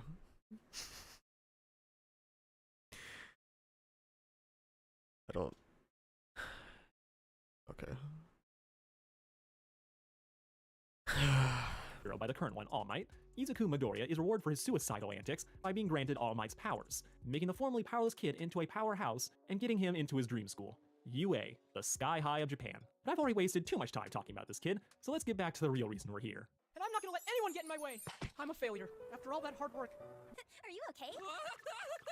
Uraraka is so incredibly solid early on in this show that it makes me mad in hindsight. Introduced saving Deku from looking like an idiot, she was just an immediate breath of fresh air. Mostly because she was the first kid Deku met who didn't bully him. Because yeah, forgot to mention this, Deku is technically disabled by this world's standards. Being born without superpowers, everyone picked on him for daring to dream of being a hero, since clearly no one... So you have a problem when she's involved with Deku, but then you like that the first thing he ever did, or she ever did, was save Deku. Why'd you speed up the video? Because he talks slow. He didn't want to beat Todoroki because he beat Deku. He wanted to beat him fair and square because if it happened that way, it would have been inarguable that he's #1. I think that arc was too implicit for you, and I think you should reread. Here has ever heard of Batman, and no one rich has ever tried. But Ochako, without knowing any of that, shows up, makes everything better just by being there. They both are taking the entrance exam for UA, a school with more money than God, as they can afford to throw billion-dollar robots at teenagers. During the test, Deku, and by the way, his hero name is Deku, and I'm probably just gonna call him that for the rest of the video. Deku uses his quirk for the first time. Also, superpowers are called quirks in this universe. It was a PR move by the government, just go with it. Deku uses the quirk Okay. he got from All Might for the first time to save Ochako. He went out on a limb, ruined his, with Ochako needing to slap him to safety with her anti-gravity quirk. Now yeah, at first, Ochako was set up to be just the damsel in distress for Deku's benefit. He just got his powers, didn't know how to use them, and he needed a random stranger to make him stop caring about his own well-being. Typical hero stuff. However, the thing that made Ochako work so well is that at first, you're not really expecting too much from her. Shonen anime sucks at romance, but it is even worse at writing women, especially when it's a shonen battle series. Yeah, I'm not gonna defend Demon Slayer, okay? We can agree on that one. As a demographic for this genre, are typically aimed at young men, meaning that the women in the story aren't really given the same chance to shine unless they happen to also be the author's fetish. Come on guys, let's not pretend. So saying that the bar is low for female characters here would be an understatement. I got dibs on these kittens. I'll ruin it myself. Has she always been like Yeah, that was weird. I don't think anyone would deny that. It's gotten worse lately. She's at the age to take a mate. I beg your pardon? Ochako is introduced as this happy, Genki girl, and you're kind of just expecting her to stay that way, especially after the costume department dressed her like a Twitch streamer. But Ochako proved that she was going to be more than that. Something my hero excelled at early on was making sure that every character felt like the hero of their own story. Sure, Deku was the main one, he's gonna get most of the attention, but UA was filled with people with their own goals and ambitions. And yes, a lot of future sidekicks here, but everyone here was growing. They had reached a point where the story was telling us that this was the limit of who they are, and no one exemplified this better than Ochako. Despite wanting to specialize in civilian rescue, her quirk proved to be lethal when she used it in combat. There was a versatility to her powers that made her an asset in any situation she found herself in, and she was constantly finding new ways to use them. On top of being a badass, she was just a great person to be around. Forming a three amigos situation with Deku and Ida, they were Deku's first real friends in years, and in only a few episodes they had become a tight-knit group. Their relationship felt genuine without feeling forced, and quickly had a massive impact on each of the members. Like Midoriya probably wouldn't have even used the name Deku if it wasn't for Ochako saying that it sounded cool for linguistic reasons I'm going to put on. So you don't like that Ochako is so involved in Deku, yet you acknowledge that first of all her introduction was her saving Deku, and then she also gave Deku his name. On the screen and not explain. This allowed Deku to flip the script on what was originally a demeaning nickname from that guy who told him to kill himself. Deku had massive amounts of growth by going to this new school, but it never felt like he was the only one changing. And Ochako and Deku didn't even have really explicit romantic vibes at this point. Deku, he's a teenage boy, so he was gonna blush, but they were friends. They kicked ass together, and even proved that they could survive separately. But it's in the sports festival that Uraraka really comes into her own. Let's do our best in a sports festival. Uraraka, what happened to your face? This is where we finally get to see what makes this girl tick. She's broke. Ochako, who comes off as the sweetest, Oh, nicest no. person in the class, only became a hero to get that bread. But it's not as bad as it sounds. You see, unlike most of the other rich kids at this school, Ochako comes from a relatively low-income family. Her parents' construction business has been through some rough years, leaving them in a not great financial situation. So to support them, Ochako decided she was going to use her quirk to help her family business. But when they shot that idea down, she was forced to be a good daughter in a different way, striving to become a successful, profitable hero. As this isn't a Spider-Man situation. These heroes make bank. So Uraraka is doing all of this so that she can take care of her parents, which is a much nicer way of saying she's only in it for the money. But this provides such a unique scruple to her character, as Uh-oh. she's super nice. She's amazing. She's a cinnamon roll, but she's only being a hero for money. She wants it for a good cause. No. No. That immediately sets her apart from the more traditionally heroic members of her class, which makes her interesting. It is heroic to help people. She's trying to help her parents. What's not heroic about that? Oh my goodness, dude. It gives her a different set of beliefs and reasons for being here, taking her beyond just the standard nice girl heroine cliche to someone with problems and struggles that are wholly her own. It sets her apart from the self-sacrifice bullshit that Deku is on, being able to recognize later how dangerous his mentality is, and just hero culture in general. When others hear about the sports festival, they're just like, oh yeah, cool, we can have like this great time, really like practice, show ourselves off. But for her, she is dedicated, she wants this. As the event serves as marketing to other hero agencies, and it's really her first chance to secure a solid internship, which would turn into a job opportunity after she graduates. And while other people are like, oh yeah, I'm gonna be number one, Ochako is the most motivated character. Guys, I think Stain might be too implicit. I don't know how people never realized. I don't know how people never realized that, like, Ochako's motivation being introduced, and then in the following arc, Stain being introduced, I think it was unironically too implicit.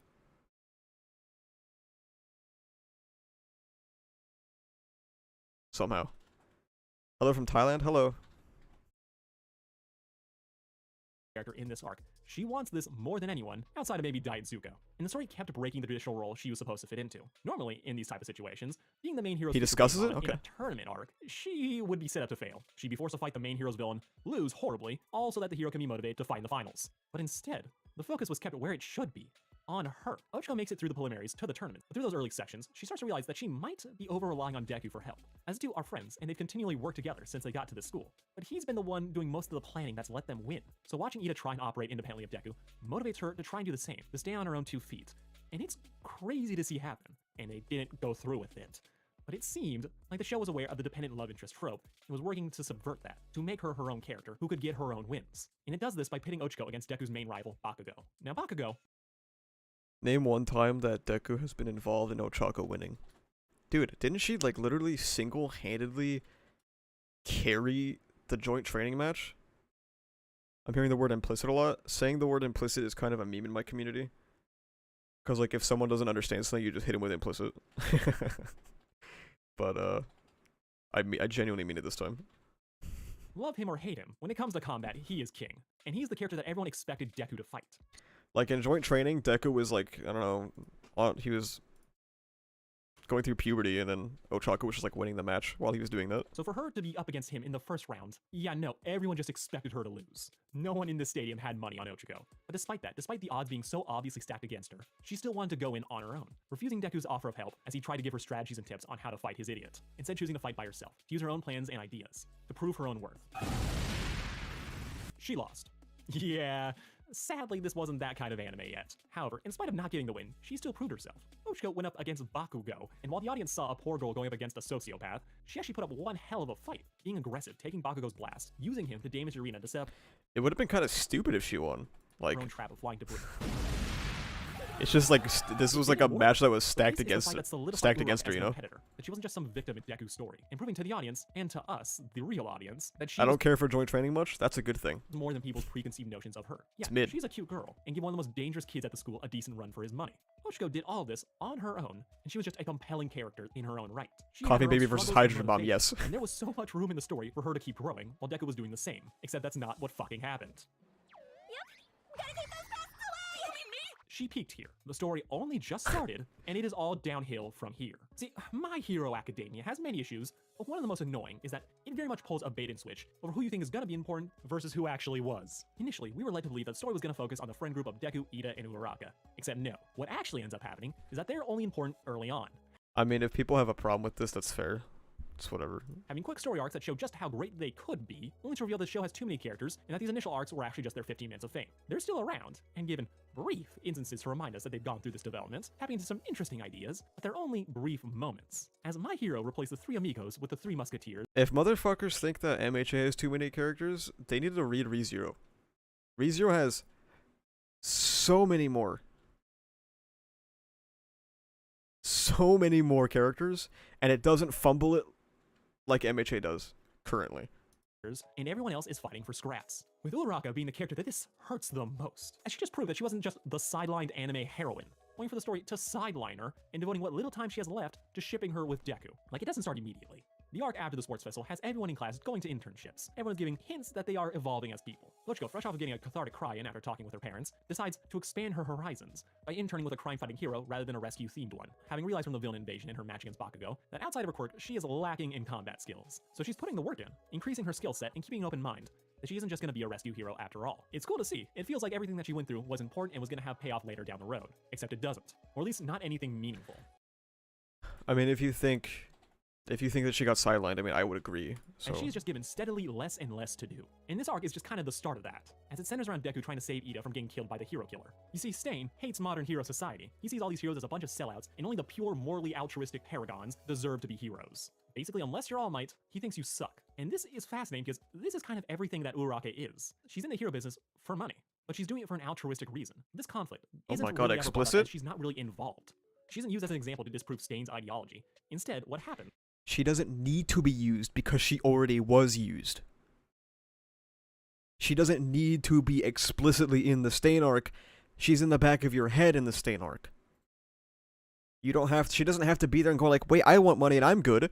Like, it doesn't have to be that explicit. Is that he meets the perfect hero that lives up to his anti-sellout standards, but he could have also just met Also, it took 3 powerhouses to beat Stain. If you replaced any of these people with Ochako, Stain would have fucking killed someone, okay? Stain would have killed someone. Ida had to use fucking Recipro Turbo to like break his rib cage. He had to fucking get like shot with ice shards, and he had to get punched in the face with like an 8% hit to go the down. imperfect one as well. She could have showed the hero killer that just because some heroes fight for money doesn't automatically make them any less heroic than the ones that do. But that is never brought up or used. Instead, it becomes a guy's trip where Todoroki replaces her, which isn't bad on its own, but in hindsight, it increasingly becomes obvious that the story was giving Uraraka less and less to do, with the ideas and beliefs that she held early on not mattering whatsoever. With the question of who is she gonna be getting replaced with who does she want to be with. Not right now, I'm thinking! About Izuku Midoriya? Like, this scene is honestly the perfect summation of this entire ship. And she's busy risking her life doing her own thing, then her having a crush derails everything going on in the scene. See, Pierre Laval over here asks I don't think the issue is with the crush. I think this is corny. Uraraka if she has a crush, she blush, The now every scene execution has is to be just about corny. it. Now personally, I can take or leave these two together. They can be a couple, they can be friends, one isn't an objectively better outcome over the other in my mind. Shoto is crucial here because he was also driven by revenge. Yeah, I mean, like, 2 of the 3 people in that fight are revenge-driven, and then Midoriya is here to be like, hey, stop. How the crush is handled does make me hate every second of it, as it taints the goofy mellow chemistry that they had early on, instead just making Uraraka a blushing mess, who, on their first instance alone together, panics, runs away, leaving Deku to get jumped by eczema. And this isn't even a case where her feelings add more depth to her character. Instead, she's acting out a trope that anime has been doing since the beginning of time. And making it even worse is that we never get enough time to actually have her do anything with it, as she gets minimal screen time. Deku doesn't even know, so all the development for this ship is being put on her, rather than the both of them coming together or fighting with their feelings, leaving the whole affair one. Oh, so you don't like it when it focuses on Ochako. So you don't like it because Midoriya's not involved. Sheesh. Unsighted, as Deku clearly has better things to do, and Uraraka apparently doesn't. It's all a massive downgrade Bro, Midoriya has the fate of the fucking world in his hands. He's bro's busy. and not helping any of this is that everything that she does always has to find a way of wrapping back to Deku. You got a crush on someone, right? So do I. Her nemesis is Himiko Toga. See, Toga Party over here is Cray Cray. She's a serial killer with a blood fetish who can turn into others by drinking their blood. There's a lot more nuance here, but I assure you, you don't need to know any of it. A member of the League of Villains, she is single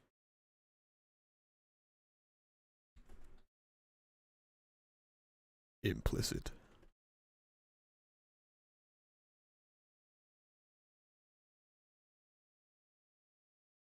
It's almost as if that nuance defines. Oh my god, man. I froze, bro. I don't.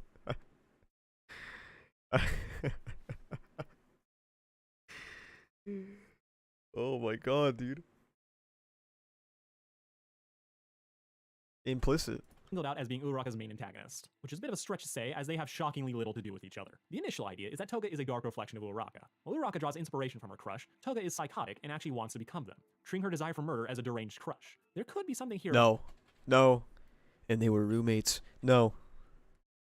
You, I think you missed the point, brother. I think I think you missed the point. Oh my god. That was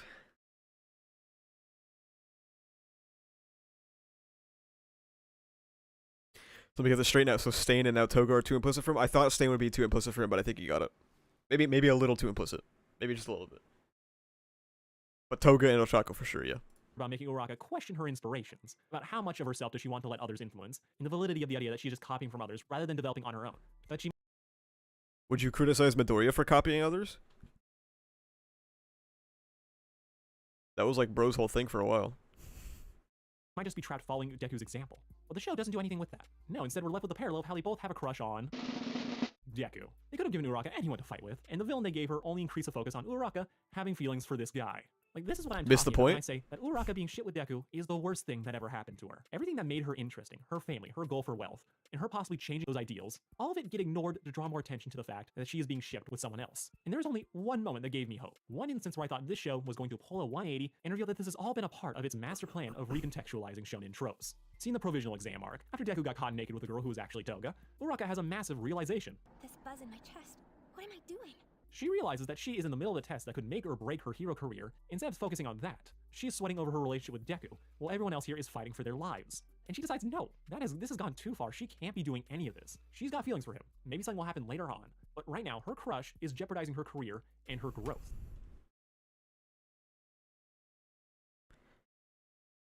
He's like, this is where he is, and then this is where the actual point is, and he needs to make that connection. He needs to make the connection. So like, okay, Ochako has a crush on him, and then Ochako said maybe I shouldn't act on my feelings. And then Toga is introduced. And then, okay, he gets the little point that Toga has a crush.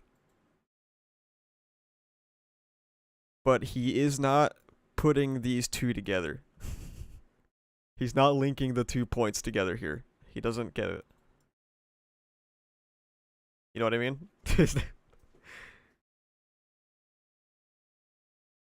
There is a central point that is being missed currently. How is he missing it though? He just is, I don't know. He is 1 dot away from enlightenment.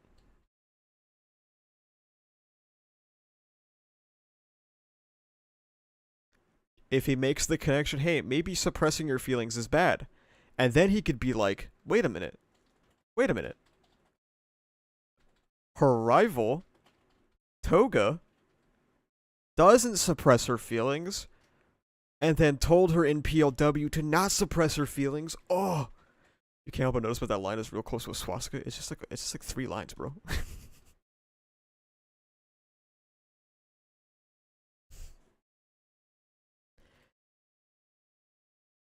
He's like 1 crucial link away from understanding the truth here.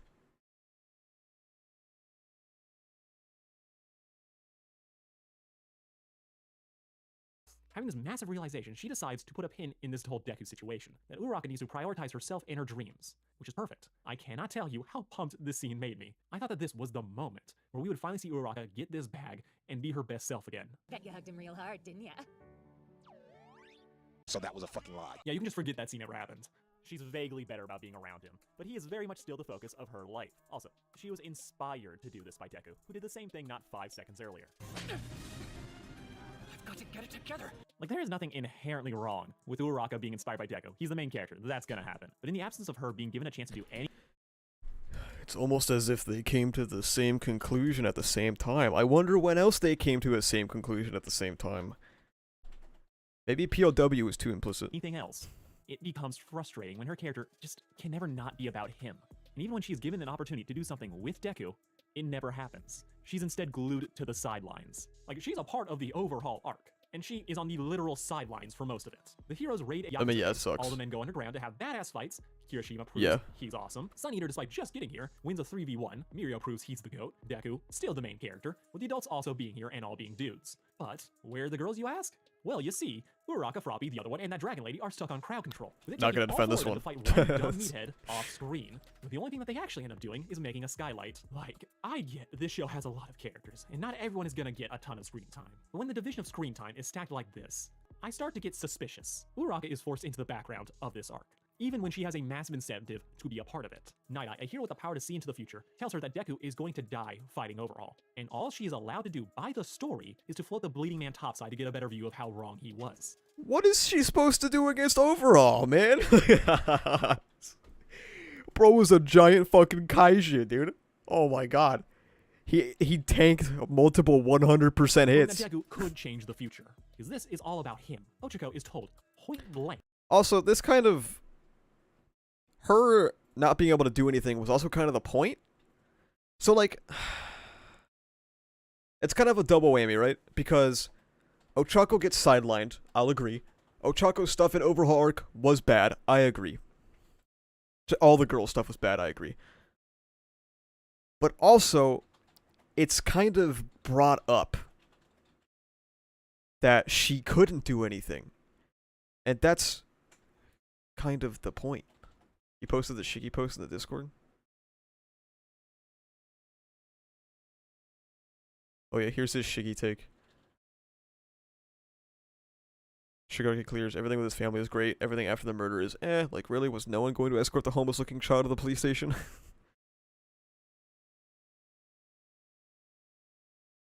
Yeah. Okay, man.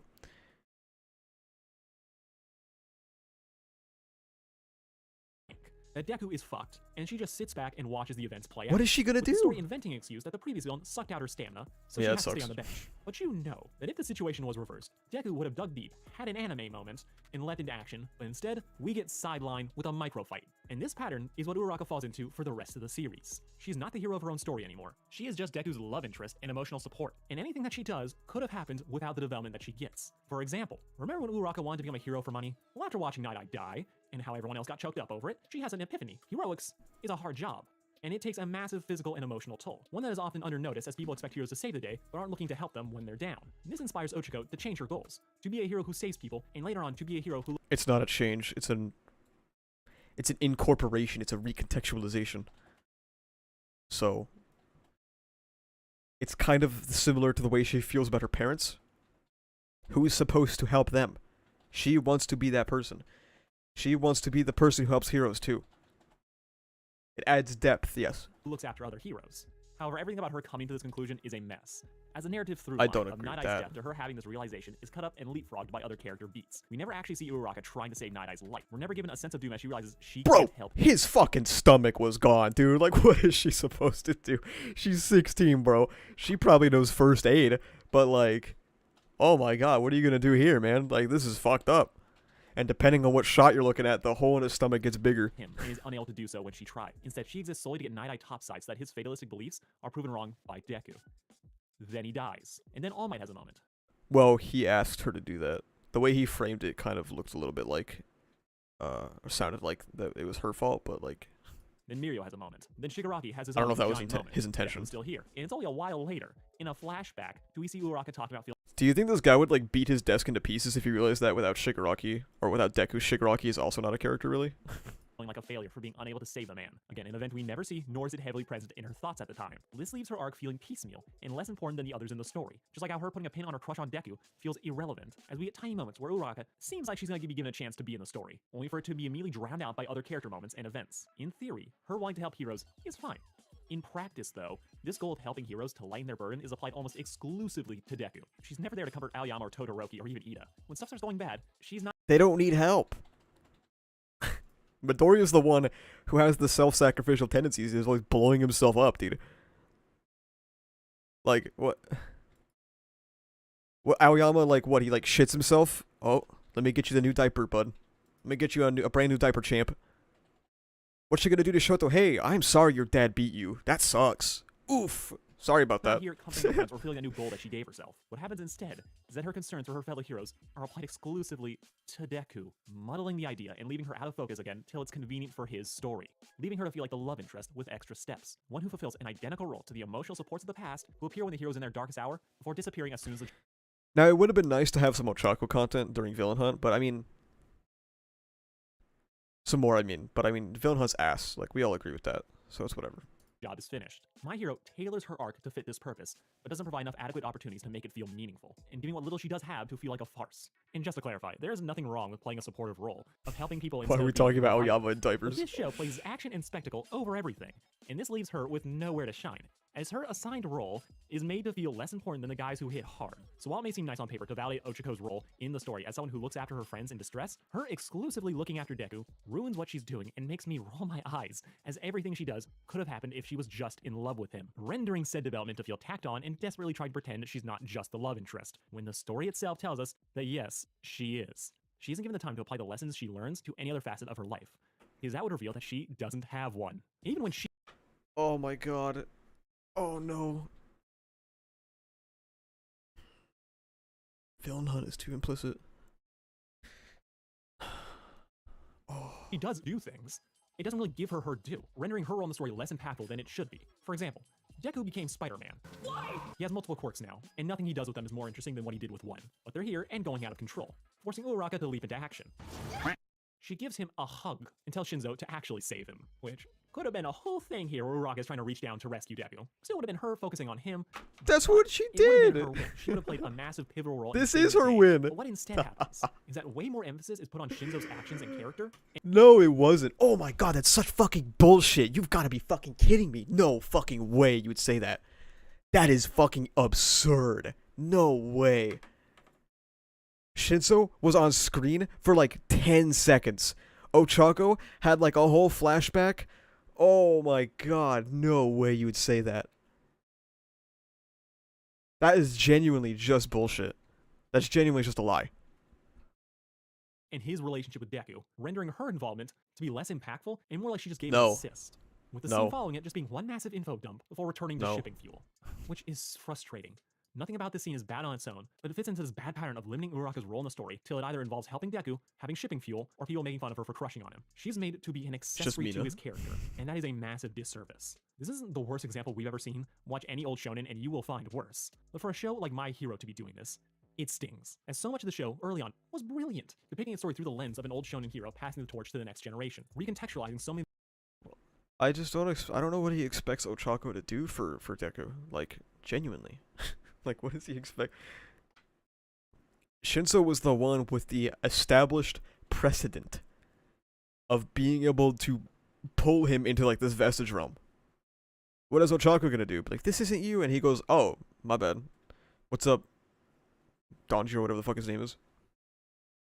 the old shonen archetypes that were staples of the genre. Taking the idea of the bitter rival obsessed with surpassing the hero, and just showing the lengths a man like that would go to achieve it, after realizing that he never could. Even Deku's own chronic hero syndrome takes a toll on his body. We see that there are long-term repercussions to his actions, till they just stop caring about that. Things that stories from the past would do would just have that extra bit of thought put into them, creating a show that felt like an evolution of the genre, rather than one just inspired by it. So for Uraraka to fall into the same stock love interest trope, and to fall into irrelevancy, after taking the extra time to show us how great that she could be, only to get sent to shipping jail, it pisses me off. Nothing this show has done since the tournament arc has enhanced Uraraka as a character. In fact, we Wow. could honestly probably cut her out, and the only thing that would change is that she wouldn't be here to name Deku. There are ideas, there are moments that Wow. work, but all of it is always getting stuck back on Bold shipping. claim. They're gonna date. They have moments, that they blush, they have chemistry, and I'm just, no, none of that matters unless Uraraka is really her own character. And at this point, I think I'd prefer the show stopped lying to me and just made her the token love interest. There's just something really sad about how much of Uraraka is just used to set up other moments that aren't about her. When Toga tries to knife her in the war arc, this isn't some Did Zach make this video? Wait, is he about to make the connection? Wait. long-awaited rivalry. It's more about the tragedy of Toga's warped psyche after losing twice. A feeling like she lives in a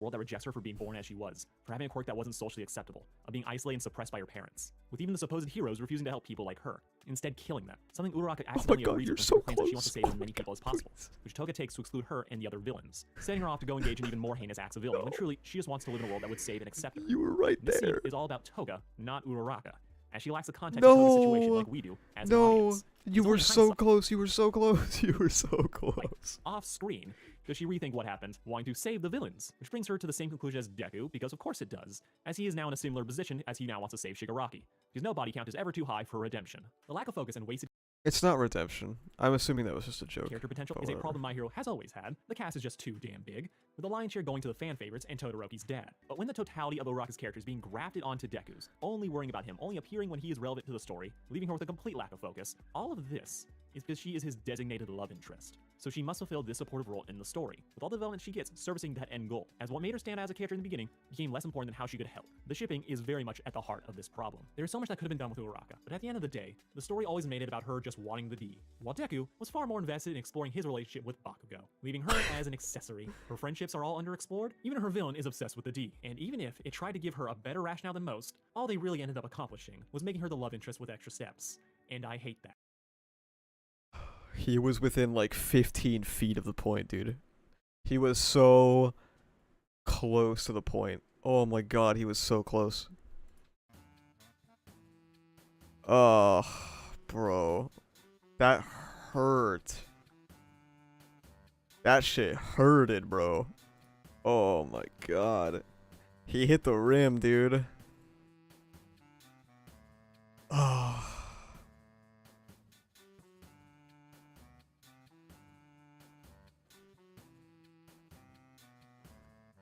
Where's the Bubba comment? I'm surprised there's no Bubba comment.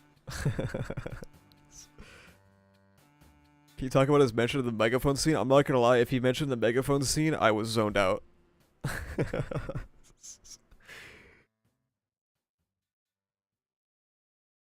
If he, yeah, I'm not joking at all. If he brought up the megaphone scene, I just did not notice.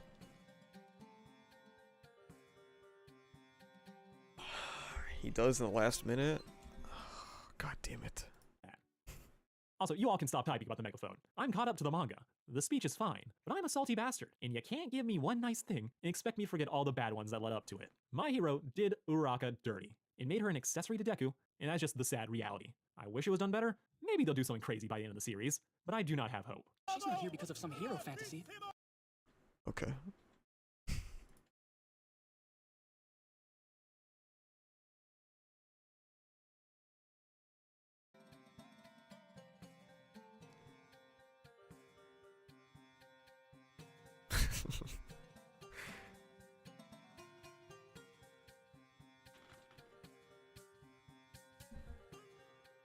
I think this was harder to watch than like pure slander videos, because pure slander videos are just like, you look at it and you're like, oh, this is like, you don't understand anything about anything, you know what I mean? But like, when you see a guy who is that close to reaching the point, it's hard. It's hard.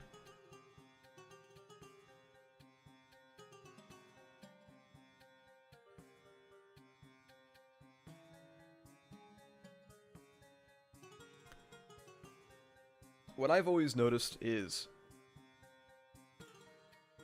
when I write video scripts, I will like make new connections or realize things I didn't know while I'm writing, because when you put things on a paper, you are kind of forced to examine your opinions again. You know what I mean? Like when you put things on a paper and when you know you have to record them and stuff like that, you are like forced to look at your opinion. And sometimes that makes you think, this doesn't make any fucking sense. Sometimes it makes you think, this is really good. And sometimes it makes you make new connections. If I wrote a 30-minute video script and I failed to make a connection that was right there, I'm deleting the video, 100%. How'd you learn to edit? Just did it. I've been on and off editing since I was like 14 years old.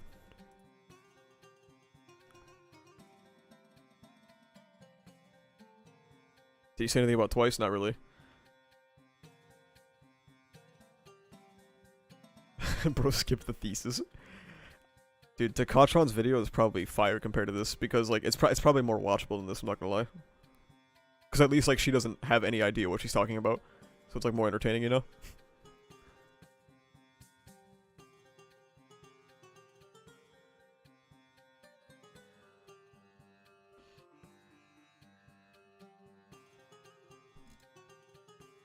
That shit did damage, dude. Like I feel demoralized. We should just play GeoGuessr now. I'm just kidding. Wow. Do I even want to watch this next video now? It's about the racism shit again. Oh, it's only 5 minutes. It's only 5 minutes.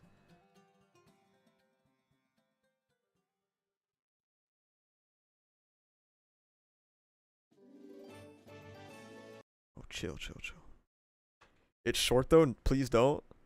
Do we really want to hear more of this? That's what I was thinking, but I figured one more doesn't hurt, right? One last one to send the racism arc down the river, you know? You sent your channel in your oh my god. This is the Bubba comment. There are so many issues with this analysis, it's honestly hard to list them all. Well done. Ochako's original goal of supporting her parents was just that, to support them. Money was merely a facet for it.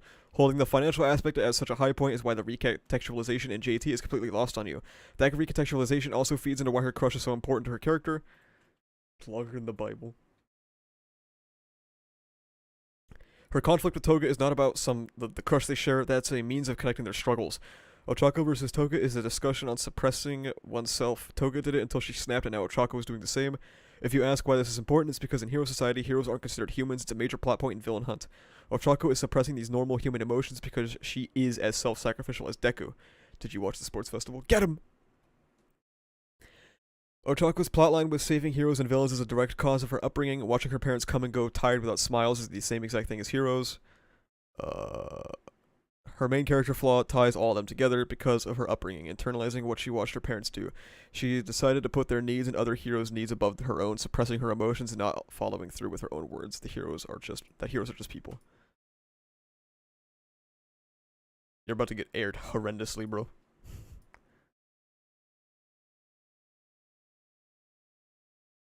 The only thing mentioned in this video that isn't just a complete misunderstanding of Ochako's character is the underutilization, which most people agree on. That doesn't, however, take away from how great she is when she's given the focus. I did. Cleanses afterwards by gassing my comment on your video today. We could talk about my video's comments, because I was surprised by how many people don't understand.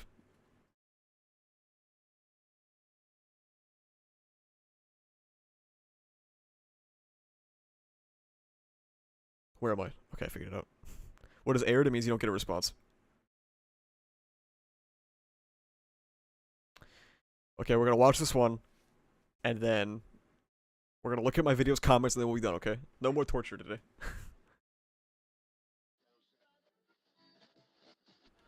Fire. Alrighty, so it's been a few days since my last video, and I've been kind of catching up on the manga because I haven't been reading the last few chapters. I've just been a little busy, and I just wanted to review those in this video and talk about why I think it's heading in a really interesting direction with characters like Shoji and Spinner, or at least what's left of him. So Took damage. yeah, if you do enjoy, please subscribe. I'm trying to get to 1,000, and let's get into the video. So the Deku and Shigaraki / All For One stuff is really visually entertaining, and we have Deku using his new quirk, which is I think called Gear Shift or something. It's the second user who looks like Bakugo's quirk. In this video, I mainly want to praise and focus on Shoji and Spinner, who are really taking the spotlight here in an awesome way. They're both heteromorphic type quirk users, which means that their quirk changes their physical appearance. Is this just a summary? In Shoji's cage, he has the arms, and in Spinner's, he's kind of like a reptile. Because of this, and in this hero society, there's a lot of discrimination against people like this, as there is in our own world. And because of that, Shoji and him both kind of drew lines and have different goals, or same end goal maybe, but different ways of attaining it. Shoji is more non-violent and rational about the situation, realizing that generations of hatred won't disappear, but things are getting better, and he has friends who care about him, and his quirk is useful to save others, so that's what he wants to do with it. Spinner, on the other hand, has become resentful, and rightfully so. He should feel resentful, but he may be taking out in a wrong way, especially now that All For One essentially gave him quirks that are making him... I think this video is a springboard for something I want to talk about. Because this is just a summary, so I give up already. This video is a springboard. I was talking with Brawny about this last night, actually.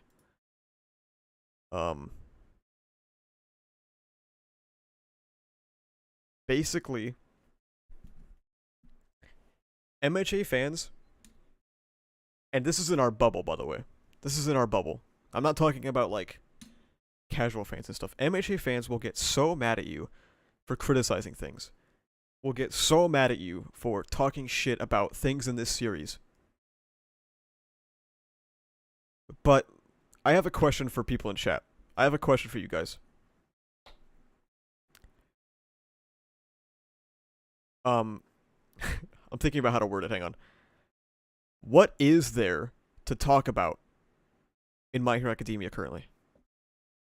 And I'll let you guys cook for a second.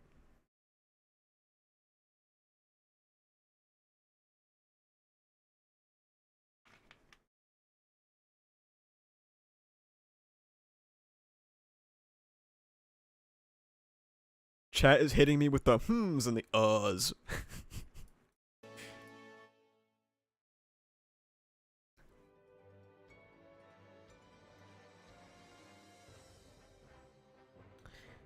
So, the hesitation in chat kind of shows my point here.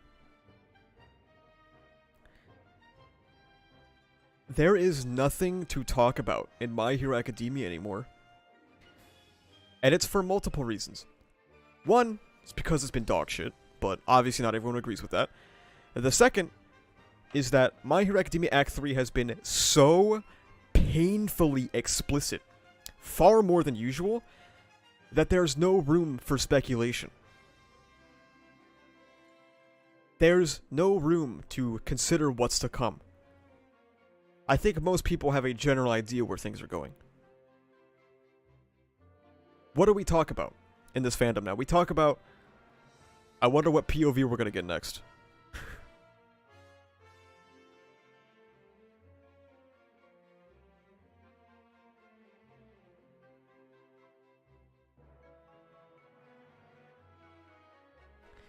And it reflects in what the community talks about, okay? This is what Bronny and I were talking about last night. This is the way that the positive community, and it's not a problem being in the part of the positive community, by the way. All of the positive community can talk about now is all they can do is make summaries. And all they can do is go to Twitter and complain about people like me, like Naya, like Ocean is, like Pineapple. Because there's nothing to talk about.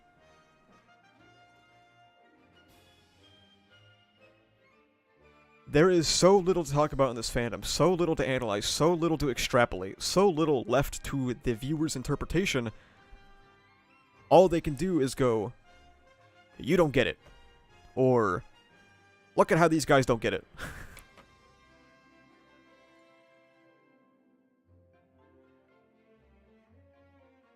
The current state of My Hero Academia isn't accepting of discussion.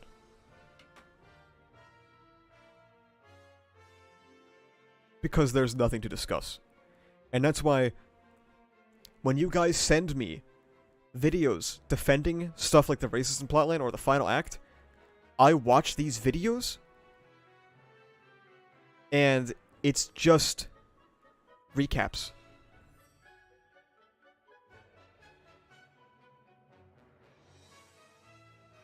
These videos are just recaps because there's nothing to talk about.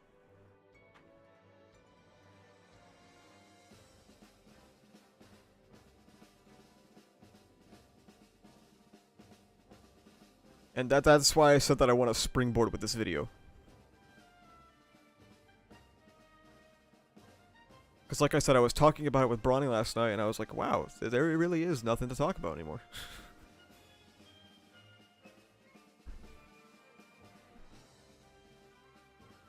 Yeah, there's this, the image didn't fall off, it's selling better than ever. That's not what falling off means.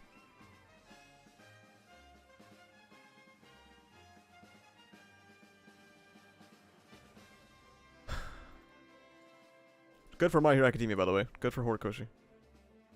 You didn't make a video about the subject? This video, that subject is so, like, hyper-focused, it doesn't really matter, though. Nobody cares.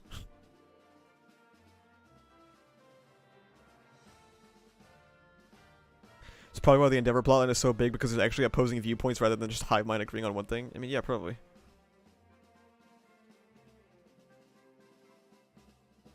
What do you think about Bakugo as a character? I've always liked Bakugo. Too bad about Act 3. So can we skip the video? Yeah, we're not watching this.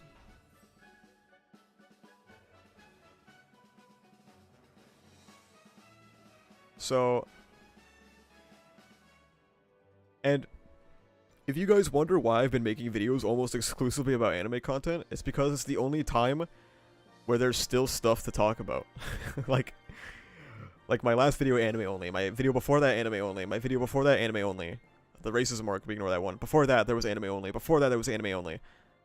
The reason why I do this is because there is nothing to talk about except to repeat ad nauseum my complaints about Act 3. So I don't want to do that, really. Do it a little bit. just a little bit. Do you think Deku should have won against 1A in Villain Hunt? I mean, probably not. I don't know. Well, let's peep the comments. I was gonna just show you guys a couple, but let's just look at them all.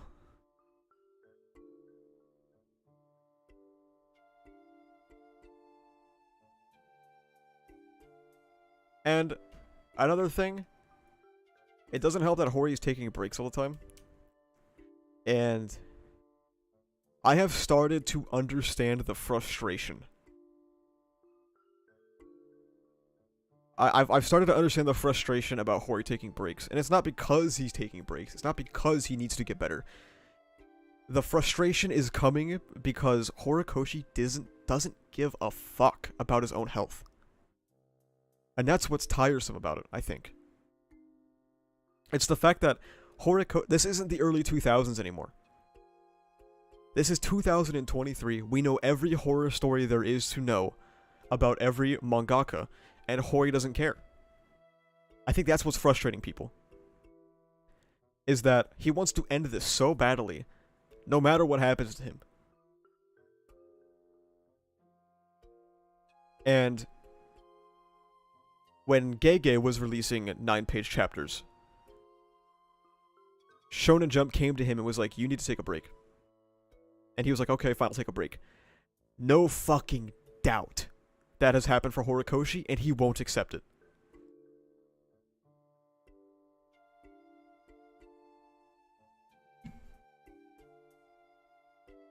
Gay, yeah.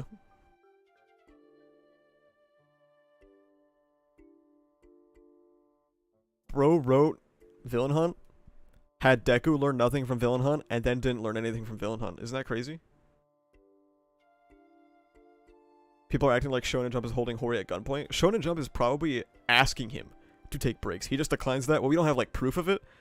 But considering Gege got one, he probably has declined it, yeah.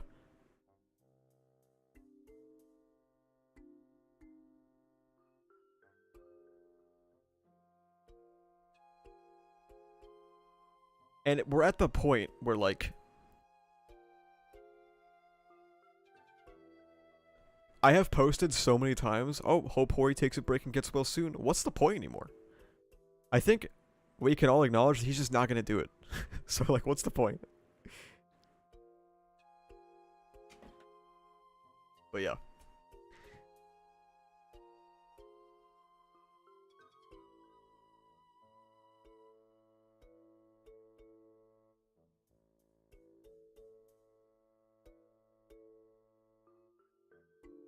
And I'm pretty sure it's even getting to the Japanese fandom. Somebody pointed out in chat that Murata had literally said, Horikoshi, get well soon.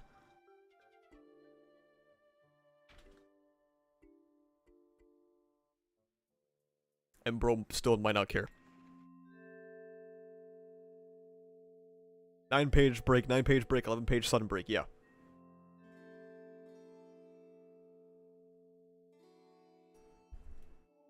This is why people are like, I can't wait to read Horikoshi's second manga. I can. I can wait. I genuinely don't know, like... If I'd peep.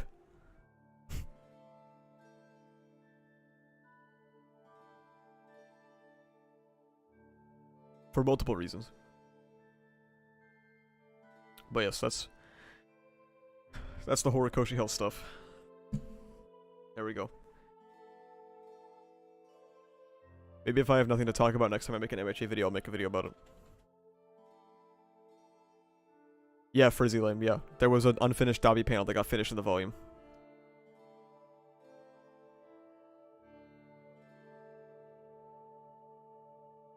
Has he said he's gonna do another manga? Not, like, definitively, no. Yeah, has he? That's basically what I think. And at the same time, I don't care, you know what I mean? He needs to do it anyway. There are too many people that have, like, ruined themselves permanently because they haven't stopped.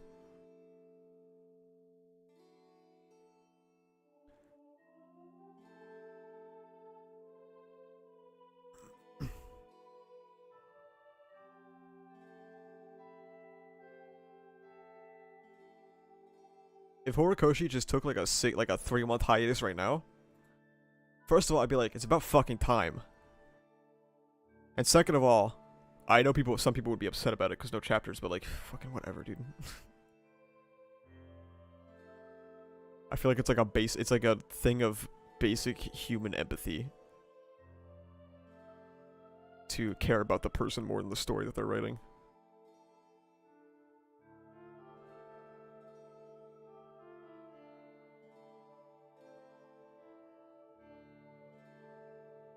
That's the Murata tweet? Where'd you post it? Did you post it in manga? No, manga has no messages.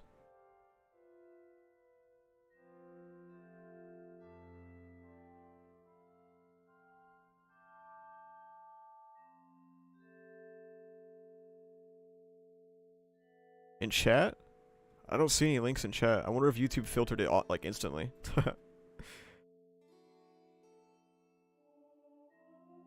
Anyway. Let's end the stream by talking about the YouTube comments. Because... Okay, I'll look at the link first, yeah. This is the artist of One Punch Man, I believe, correct? He's saying, Horikoshi Sensei, please take care of yourself.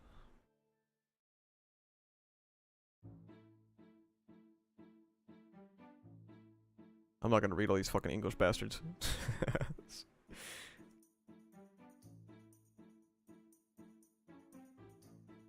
But yeah. I would love to know how the Japanese fandom is feeling as well. Because it's probably similar.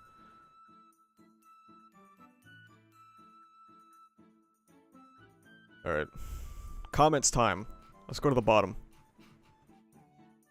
First, true. I'm Deku. True as well. Nice video. Thanks, Thirst Quencher. Explain. True.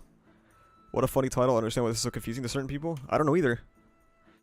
In a world like MHA, killing the villains is never going to be the answer. Society needs to change and evolve their perspectives on both heroes and villains to see them for what they really are. Humans. True. The only way you can actually stop people like the LOV from threatening society again is by doing a major overhaul on society that makes it less likely for the villainy to take root. True.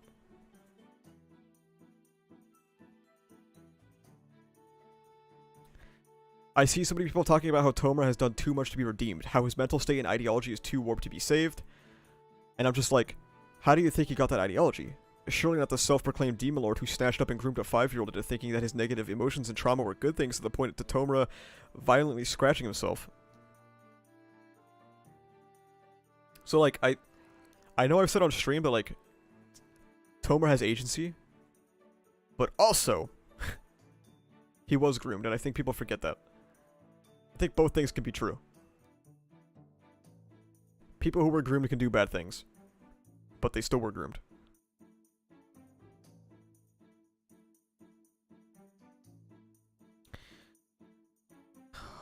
I don't care about Demon Slayer. Never mind. True, that was me. That's what I said. Love the Hollow Knight music at the end. Same. It worked out pretty well.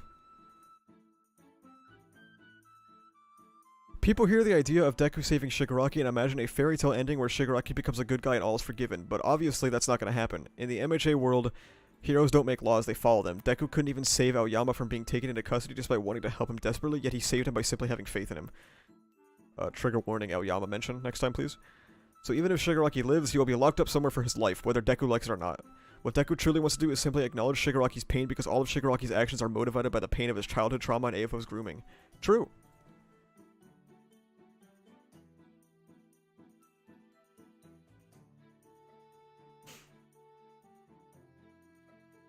The whole discourse honestly reminds me of dumbass shit discourse that happened in the Steven Universe and cartoon communities. Oh, I don't know anything about Steven Universe.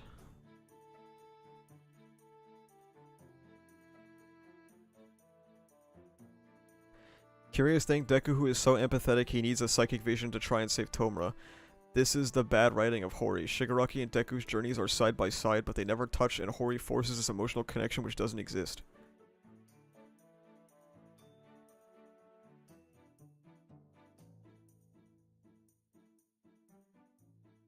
Okay. I don't think you understood this. Reread. Reread. This is like the first comment I saw when I woke up and I was like, oh, nice. Very cool video. Thanks. Video's so good that I watched it twice. Thanks for the quality content. No problem, dude.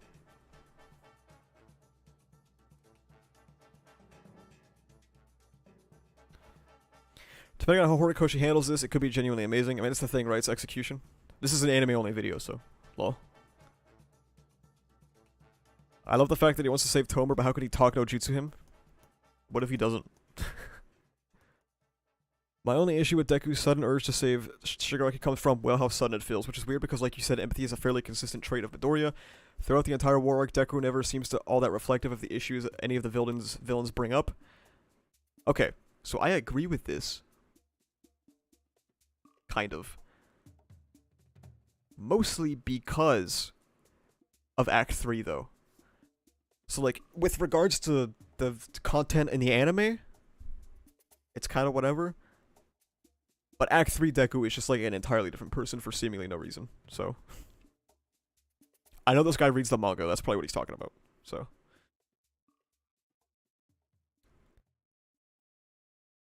I was disappointed that even the anime didn't clear up things people still misinterpreted. Did they? I mean, I don't watch reactors or anything, so. Tomer Shigaraki is a great parallel to Deku. That's why I love the fact that he was the final antagonist of the series until the body jack part. True. Vigilante Deku feels dumb because he never changed during their arc. True as fuck.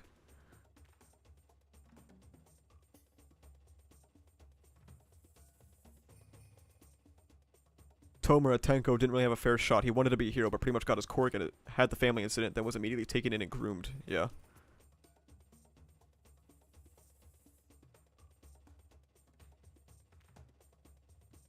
Now this is the comment of the hour here, right? No, different one. I get wanting to save people, and Deku definitely can, but when your opponent wants to essentially nuke the planet with all its quirks, it feels like a bit of an exception.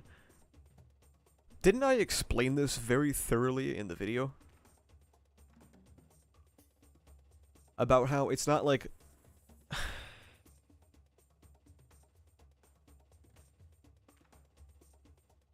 Didn't I literally explain... Sorry, I was looking at my phone. I explained in the video that it was about preventing a Tomura Shigaraki, no? Y'all are arguing. You can have fun in there. My issue here is that Shigaraki is made into a victim. He is. To an extent. Shigaraki made a whole development to be the series antagonist and wanted to move on from AFO. See, people don't seem to understand that you can be groomed and be a victim of society and still do bad things. It's like not clicking.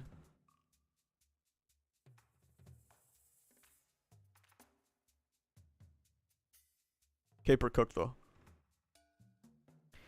You heroes pretended not to see those you couldn't protect. The system you've built has rejected me. Now I'm ready to reject it. That's what makes us heroes and villains. An underlying theme of the series is saving. It always has been. And this is part of the climax right here. Deku has slowly been disassociating himself from All Might, trying to find out what uniquely makes himself a hero. And with his empathetic perspective, while he's being very self-sacrificial about it, his whole goal as a character is extending a hand to the Shigaraki right here. The point is to respond to this cry for help, to understand what makes villains, and ultimately recognize all the failings of the superhuman society. This is what Deku will do to separate himself from the common hero. So then, even if Deku can't literally save Shigaraki, at least not in the way of total repentance like some people think, by tackling the root of what contributed to the fall, he can save on a metaphorical level. That child that cried out for help, wandering the streets alone. That crying child who shed tears just as he did. He cooked.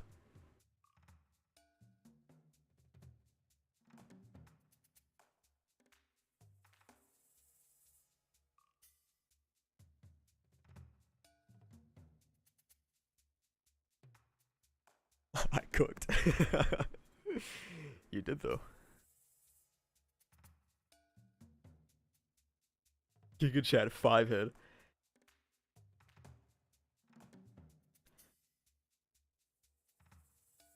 I basically said this in the video, but not as sophisticated. I basically said that saving Shigaraki will involve preventing a Shigaraki.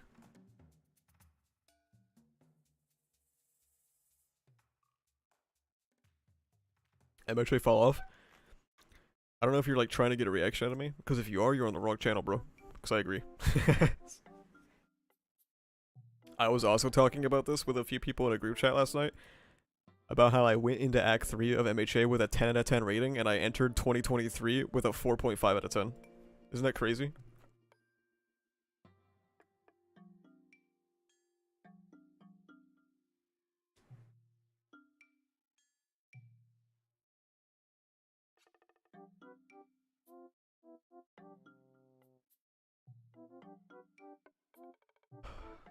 Is there anything else we want to talk about? I don't think we got much else going on today.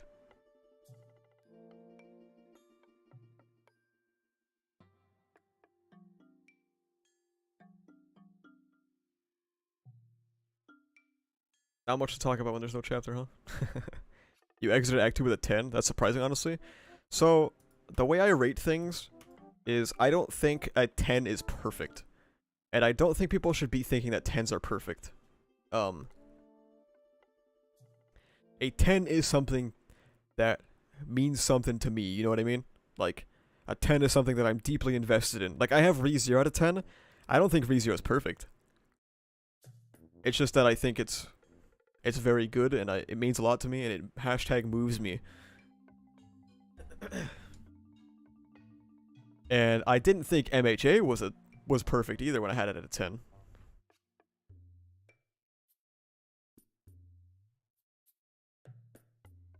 As a very casual reader / watcher, what was the expectations on Act 3?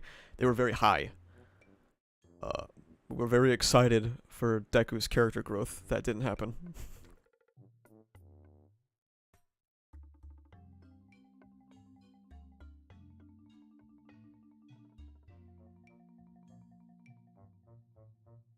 Believe it or not, you could absolutely poke the holes in something you love. Yeah. Like, ReZero has quite a few things that irritate me a little bit. But it's fucking peak anyway, so whatever. Perfect technically doesn't exist. Perfect can exist to people individually. Like, if someone wanted to say that MHA was perfect, I guess you can, but might be a goofy statement. What to you is the difference between a 9 and a 10? Vibes.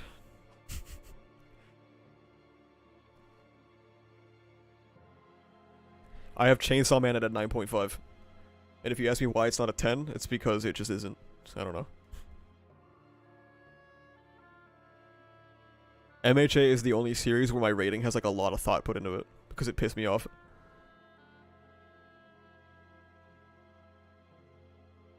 Also, have you ever thought of doing a podcast? I feel like my streams are already kind of podcasts, but if I did a podcast, I don't know what I'd talk about. I need to rope Ocean Man into doing a second podcast.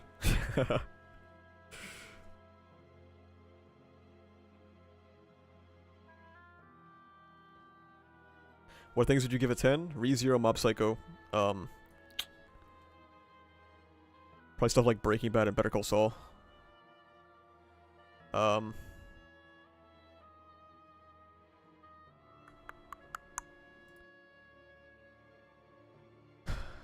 probably it. The Shonen and Chill guest appearance. Well, maybe one day. Who knows? Silent Hill 2 is a 10, yeah. Another ReZero female dog shit character design is the first thing I think of your channel and ReZero. Yeah, like that. Like, I love ReZero. ReZero is a 10 for me, but goddamn, those female character designs are fucking terrible. Sometimes.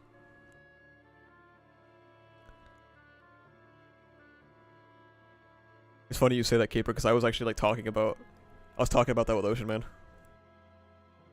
About how every single series they talk about, I've almost dropped.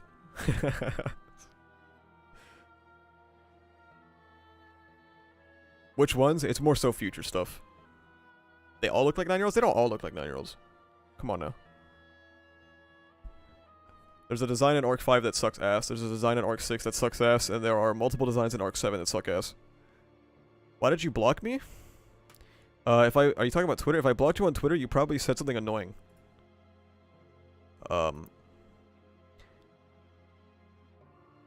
I might have blocked you because my most recent blocks were the Ocean Man tweet.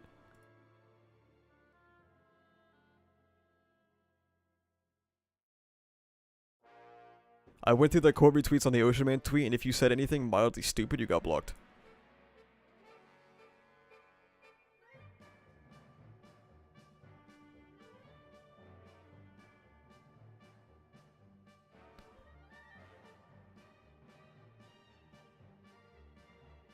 Got Arc 5, 6, and 7 designs? Yeah, it's tough. I said bye, you won't be missed? Oh, yeah. Yeah, that was a really cringe thing to reply with, so I blocked you.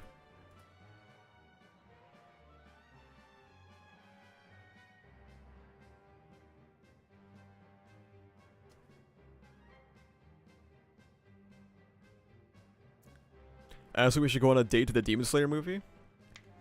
The first movie to make me fall asleep.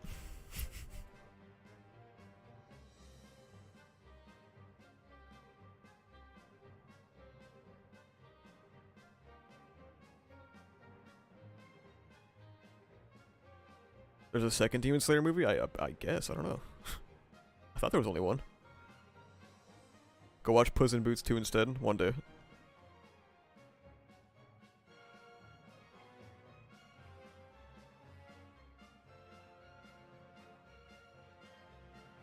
If he's talking about Mugen Train, I'll definitely pass out, dude. It's so you can eat your popcorn while you're sleeping. It's two for one deal. Bro thinks I'm gonna buy popcorn. Not the best grammatically worded sentence. It's fine. Have you not seen Puss in Boots? Nope. I don't think you guys understand how little I consume.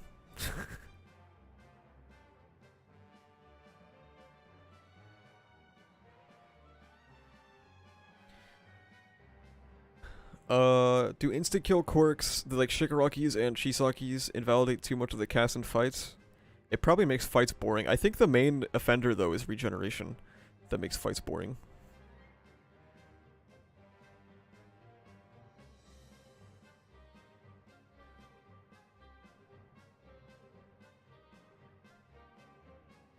You spend all that energy on My Hero. Actually, I spent it all on ReZero.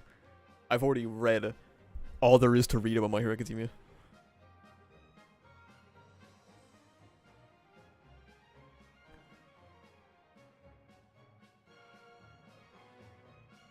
Look, Jay is in chat, so I will not speak about Demon Slayer. It's just like how if Sensei's in chat, I don't talk about World Trigger, okay?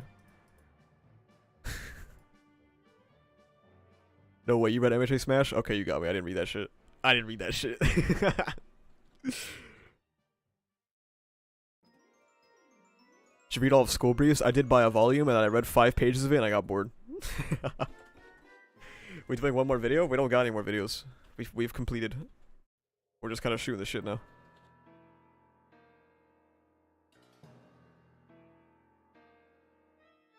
It's just like, I want to consume more, but like,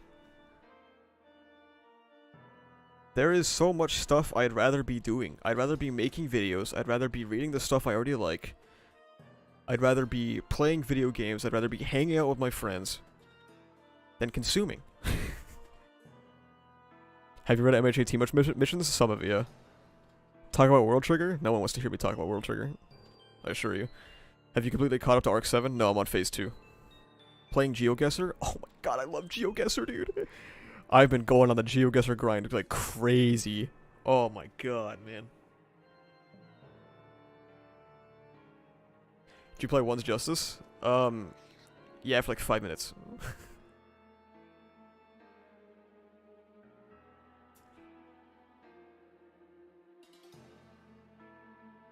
I'm gonna be doing more GeoGuessr streams, bro. I fucking love GeoGuessr.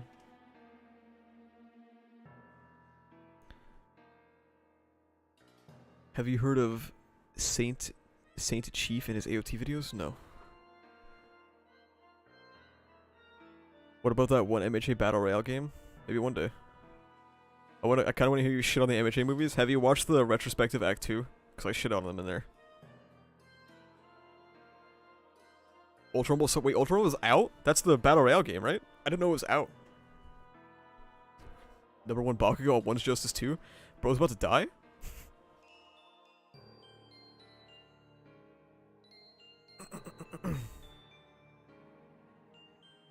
I'm not particularly good at fighting games, unfortunately.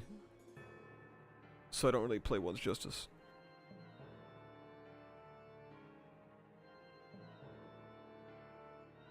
The beta was fun as fuck. I'm not very good at fighting games. Is the Battle Royale game a fighting game? I'm more of like an FPS guy. I'm kind of washed at fighting games.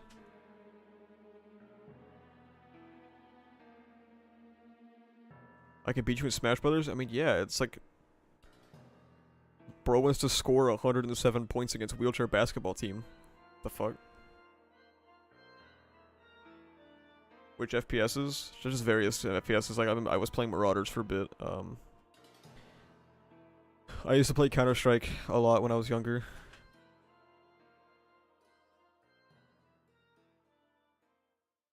I have not really played Valorant.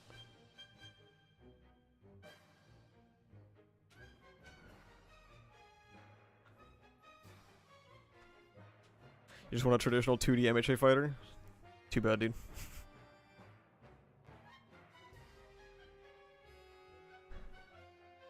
I think I would enjoy asset FPS commentary, actually. Dude, sometimes... Dude, I get the masculine urge to start a second channel so bad sometimes. It's insane. But, like, I don't know where I would find the time for it, but, like, the urge is so strong.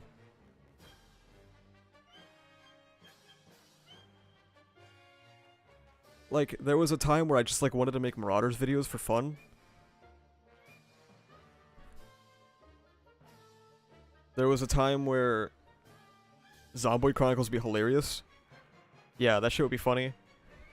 I was just thinking last night, wouldn't it be funny if I made a second channel where, like, I grab a subject, and I just try to get really good at it. In, like, the least amount of time possible, and I just make a video of me getting good at something until, like, I'm really good at it.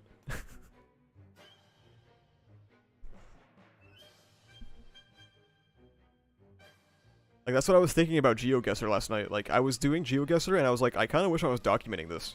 To show, like, how shit I was at the start.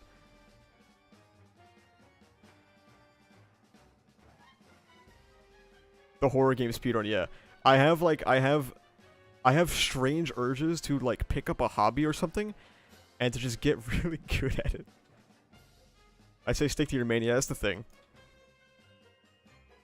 Do FNAF? What the fuck? Sensei? You cooked during last night's stream? I went kind of crazy. I'm not gonna lie.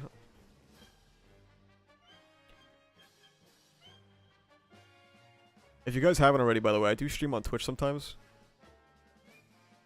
I usually just play various stuff. Now I'm playing GeoGuessr. It's my new thing. Would you guys believe me if in 2014 I used to get 500 viewers consistently playing Five Nights at Freddy's on Twitch? Have you played visual novels? Yeah, they're boring.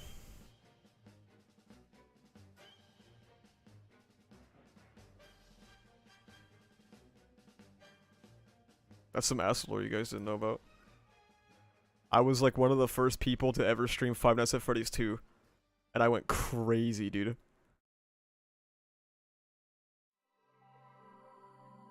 Go play that new MHA web game? What are you talking about?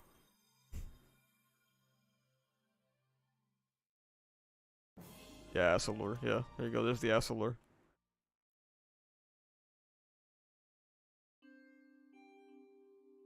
Same Twitch channel? I think so, yeah.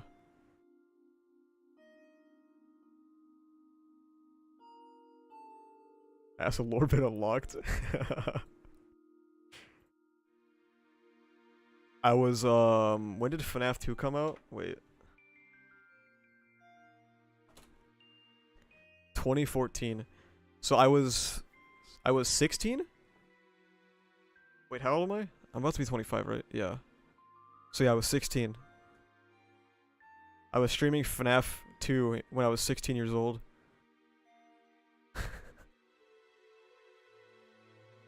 There's an alternate timeline where you're a FNAF YouTuber. There's an alternate timeline where I'm fucking loaded.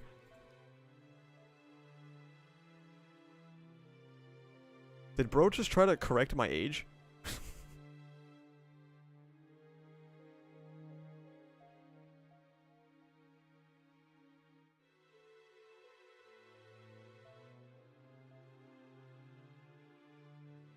Do you play Silent Hill, Dead Space, or Resident Evil? Silent Hill is my favorite game franchise of all time. Resident Evil is mid beyond 4. 7's okay.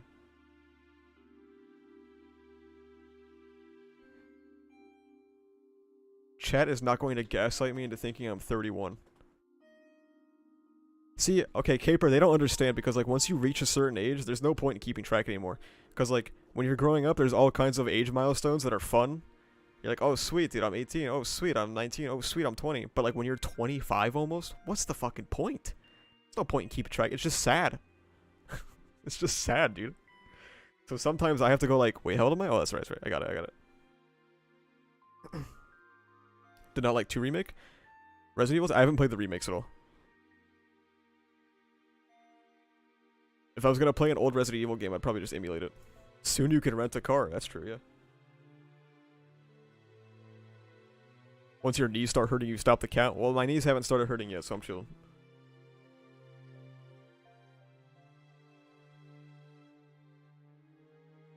In Canada, it's worse because there's basically nothing past 19. True.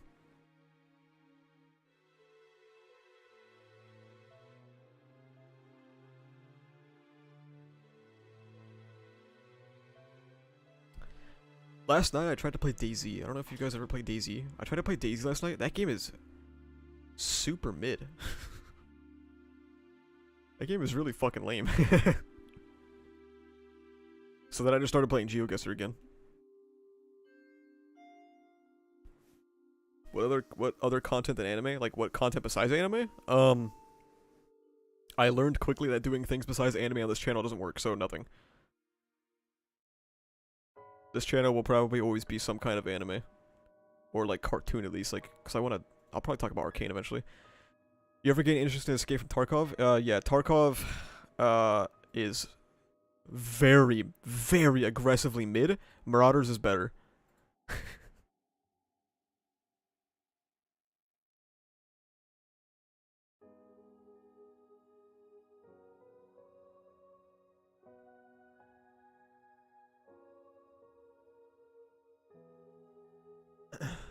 DayZ is 3 hours of running around and looting and 1 minute of being in a gunfight. Yeah, I was running around for like an hour and then I got loot. And then it was dark and I couldn't see anything, so I just sat in a house waiting. And then this dude with like full kit, like I think he had a rifle on his back, shotgun with like weapon flashlight or some shit. He just comes in and shoots me in the fucking face and I'm like, okay. Once you're in AnyTube, you're legally not allowed to leave? Unfortunately, yes.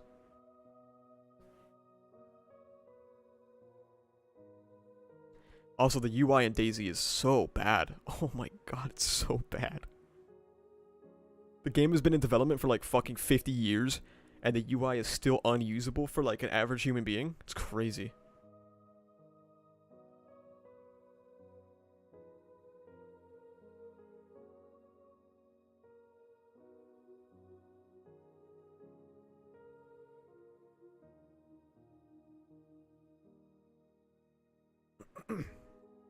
Dude, I'm so impressed. Speaking of, like, breaking out of your niche, I'm so impressed with Ocean, man. Unironically, dude. The fact that he was able to just, like, seamlessly transition to Monster Hunter is so cool. I'm so happy for him, dude. That's so fucking cool.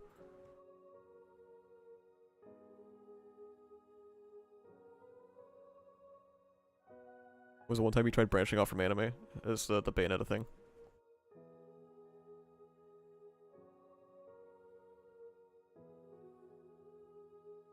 He escaped MHA, he escaped anime entirely and, like, flawlessly.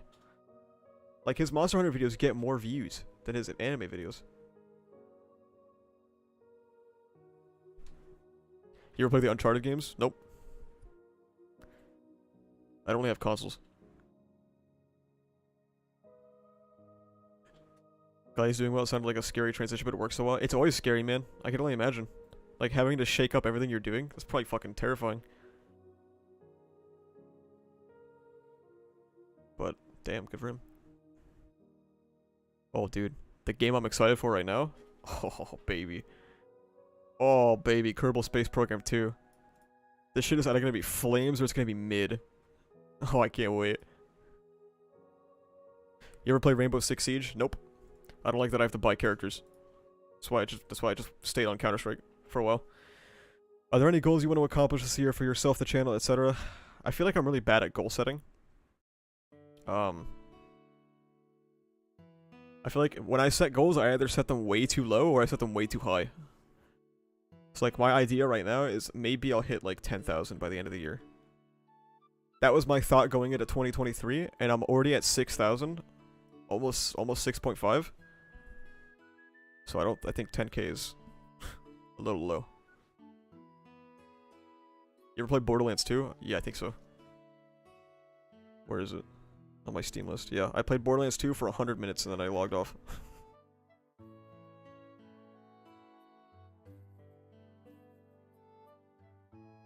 You also did Monster Hunter content that was actually new, so there's actually demand. That's true, yeah. If MHA comes to an end, maybe you'll get more revenue. If MHA comes to an end, I'm fucked. Oh my goodness. You feel like 8,000 at the end of the year? I get 1,000 subscribers a month.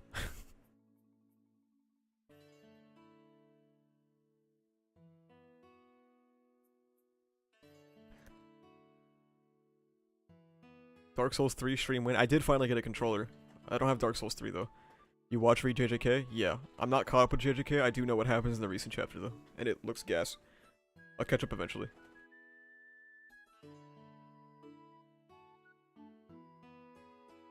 When MHA ends, you gotta fully latch on Arcane. Yeah. When MHA ends, I'm planning... Okay, so here's my plan right now.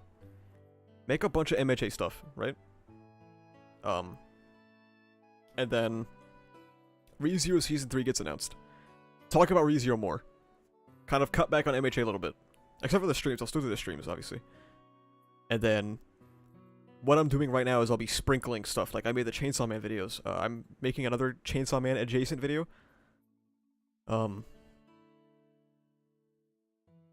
Maybe some other series. When MHA ends, you could probably make a few more content vids due to bullshittery of the community. Yeah, maybe. So Chainsaw Man is a series that I'm largely interested in.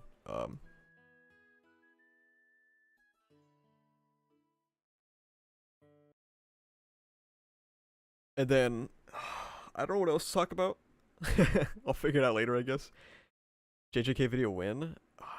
The reason why I haven't made a JJK video is because I'm not very invested in JJK. So the idea of making a video on a series I'm not invested in, it feels like a disservice to me, because I'm talking about something I'm not that fond of. It feels like a disservice to JJK fans, because I'm probably not being accurate about some things that I say, because I'm not that invested. You can do tons of character analysis videos when the series ends. My initial plan,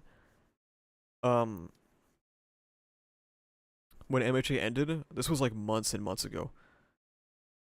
My initial plan was to make a retrospective video for every single important character when MHA is over, but I don't know if I got that dog in me no more.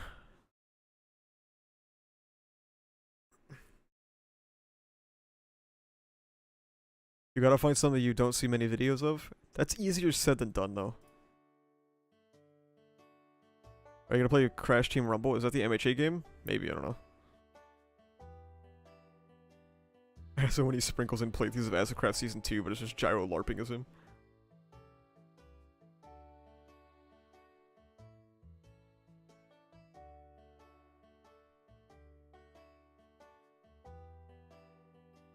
Kota retrospective. True!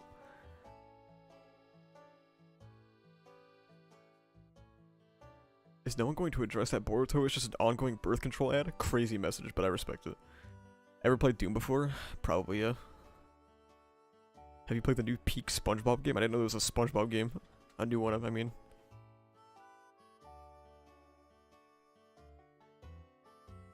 I don't know, MHA ending will decide a lot of things about my channel, unfortunately. Very, very unfortunately.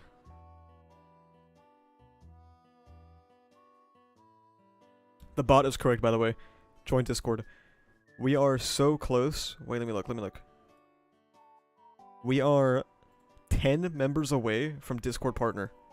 Is that insane?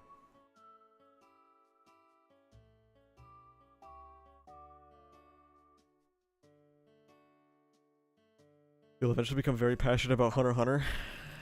We'll see about that. You gotta make an MHA livestream debate, Asa versus Judge Fudge. Dude, I think it would be so entertaining to hold MHA debates, like, between other people. Dude, oh my god, when Takachan released their video, I was, like, seriously floating the idea of, like, having Bubba and Takachan, like, debate on stream. That would be so fucking funny. Oh my god.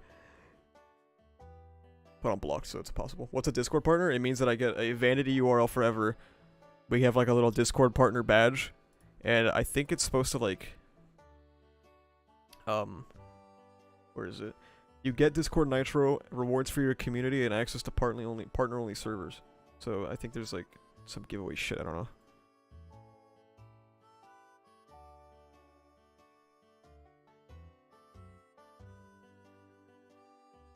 Me versus Manga Man Drew on the racism arc? Oh my god. That would be so funny. That would be so funny, dude. Holy shit. Have you played Sonic Frontiers? I haven't played a Sonic game since, like, the Dreamcast, bro.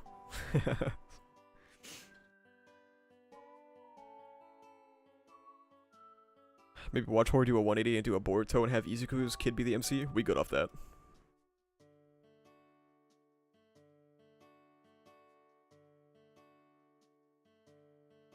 Flatheads? Ozzy, if you tried to argue with me about the ReZero world being flat, you would be fucking annihilated, I promise you.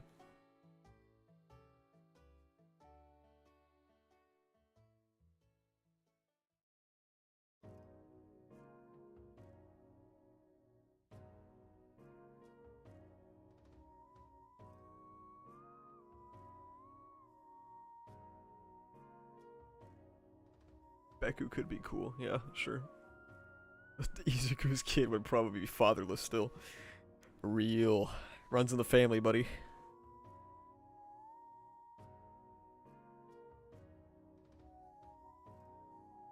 You ever seen Cyberpunk? Edgerunners?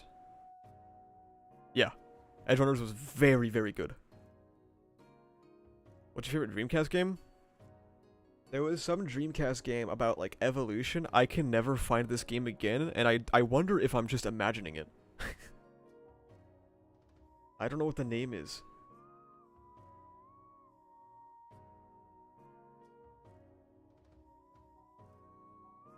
But I doubt any of you fucking people know what that is.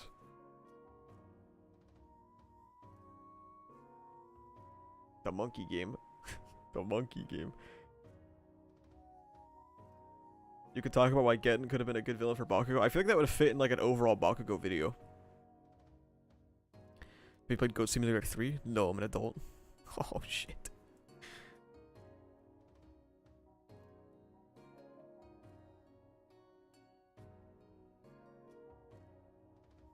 Dude, one of these days, the Discord server is going to have a Rust server, and it's going to be fire.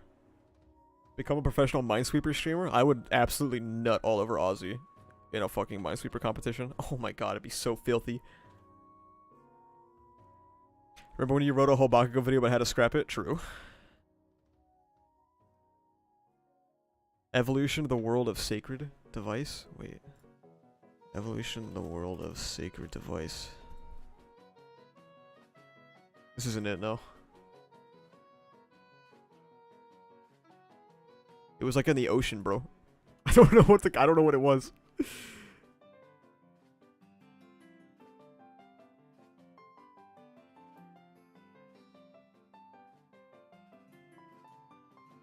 I wanted to thank you in real time for the content you put on your channel. Hey man, I'm glad you enjoy it.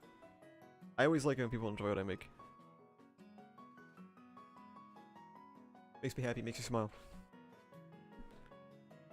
That bot needs to be updated. I'm not one phase into it anymore. I like literally forgot that it still said that. We're gonna see why Bakugo Fake Out Death was good video someday. I already saw tweets about it, so maybe I could upload that on April 1st. My April Fool's video about why Bakugo's death was good.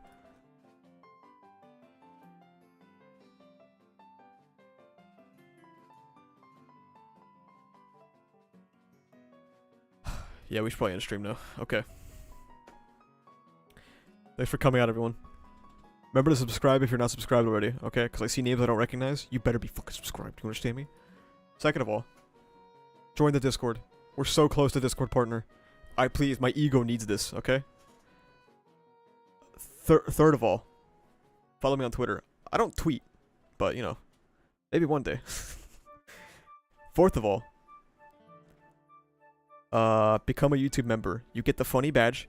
You get private posts. Who knows what's in those posts? You get the emotes that Caper handcrafted over a hot stove. Image videos aside, I'd say my favorite is the Mob Psycho 100 one. I'm glad you enjoyed it. I enjoyed making that video, because I like Mob Psycho. It's a shame it's over. Look guys, if I ever make a second channel, okay? The members will be the first one to know. It'll be top secret, a top secret project. Fifth of all, buy Sonic Frontiers. Fifth of all, buy Kerbal Space Program 2 on February 23rd, 2023. Goodbye everyone. Goodbye. Goodbye chat. Globe heads. Reign supreme.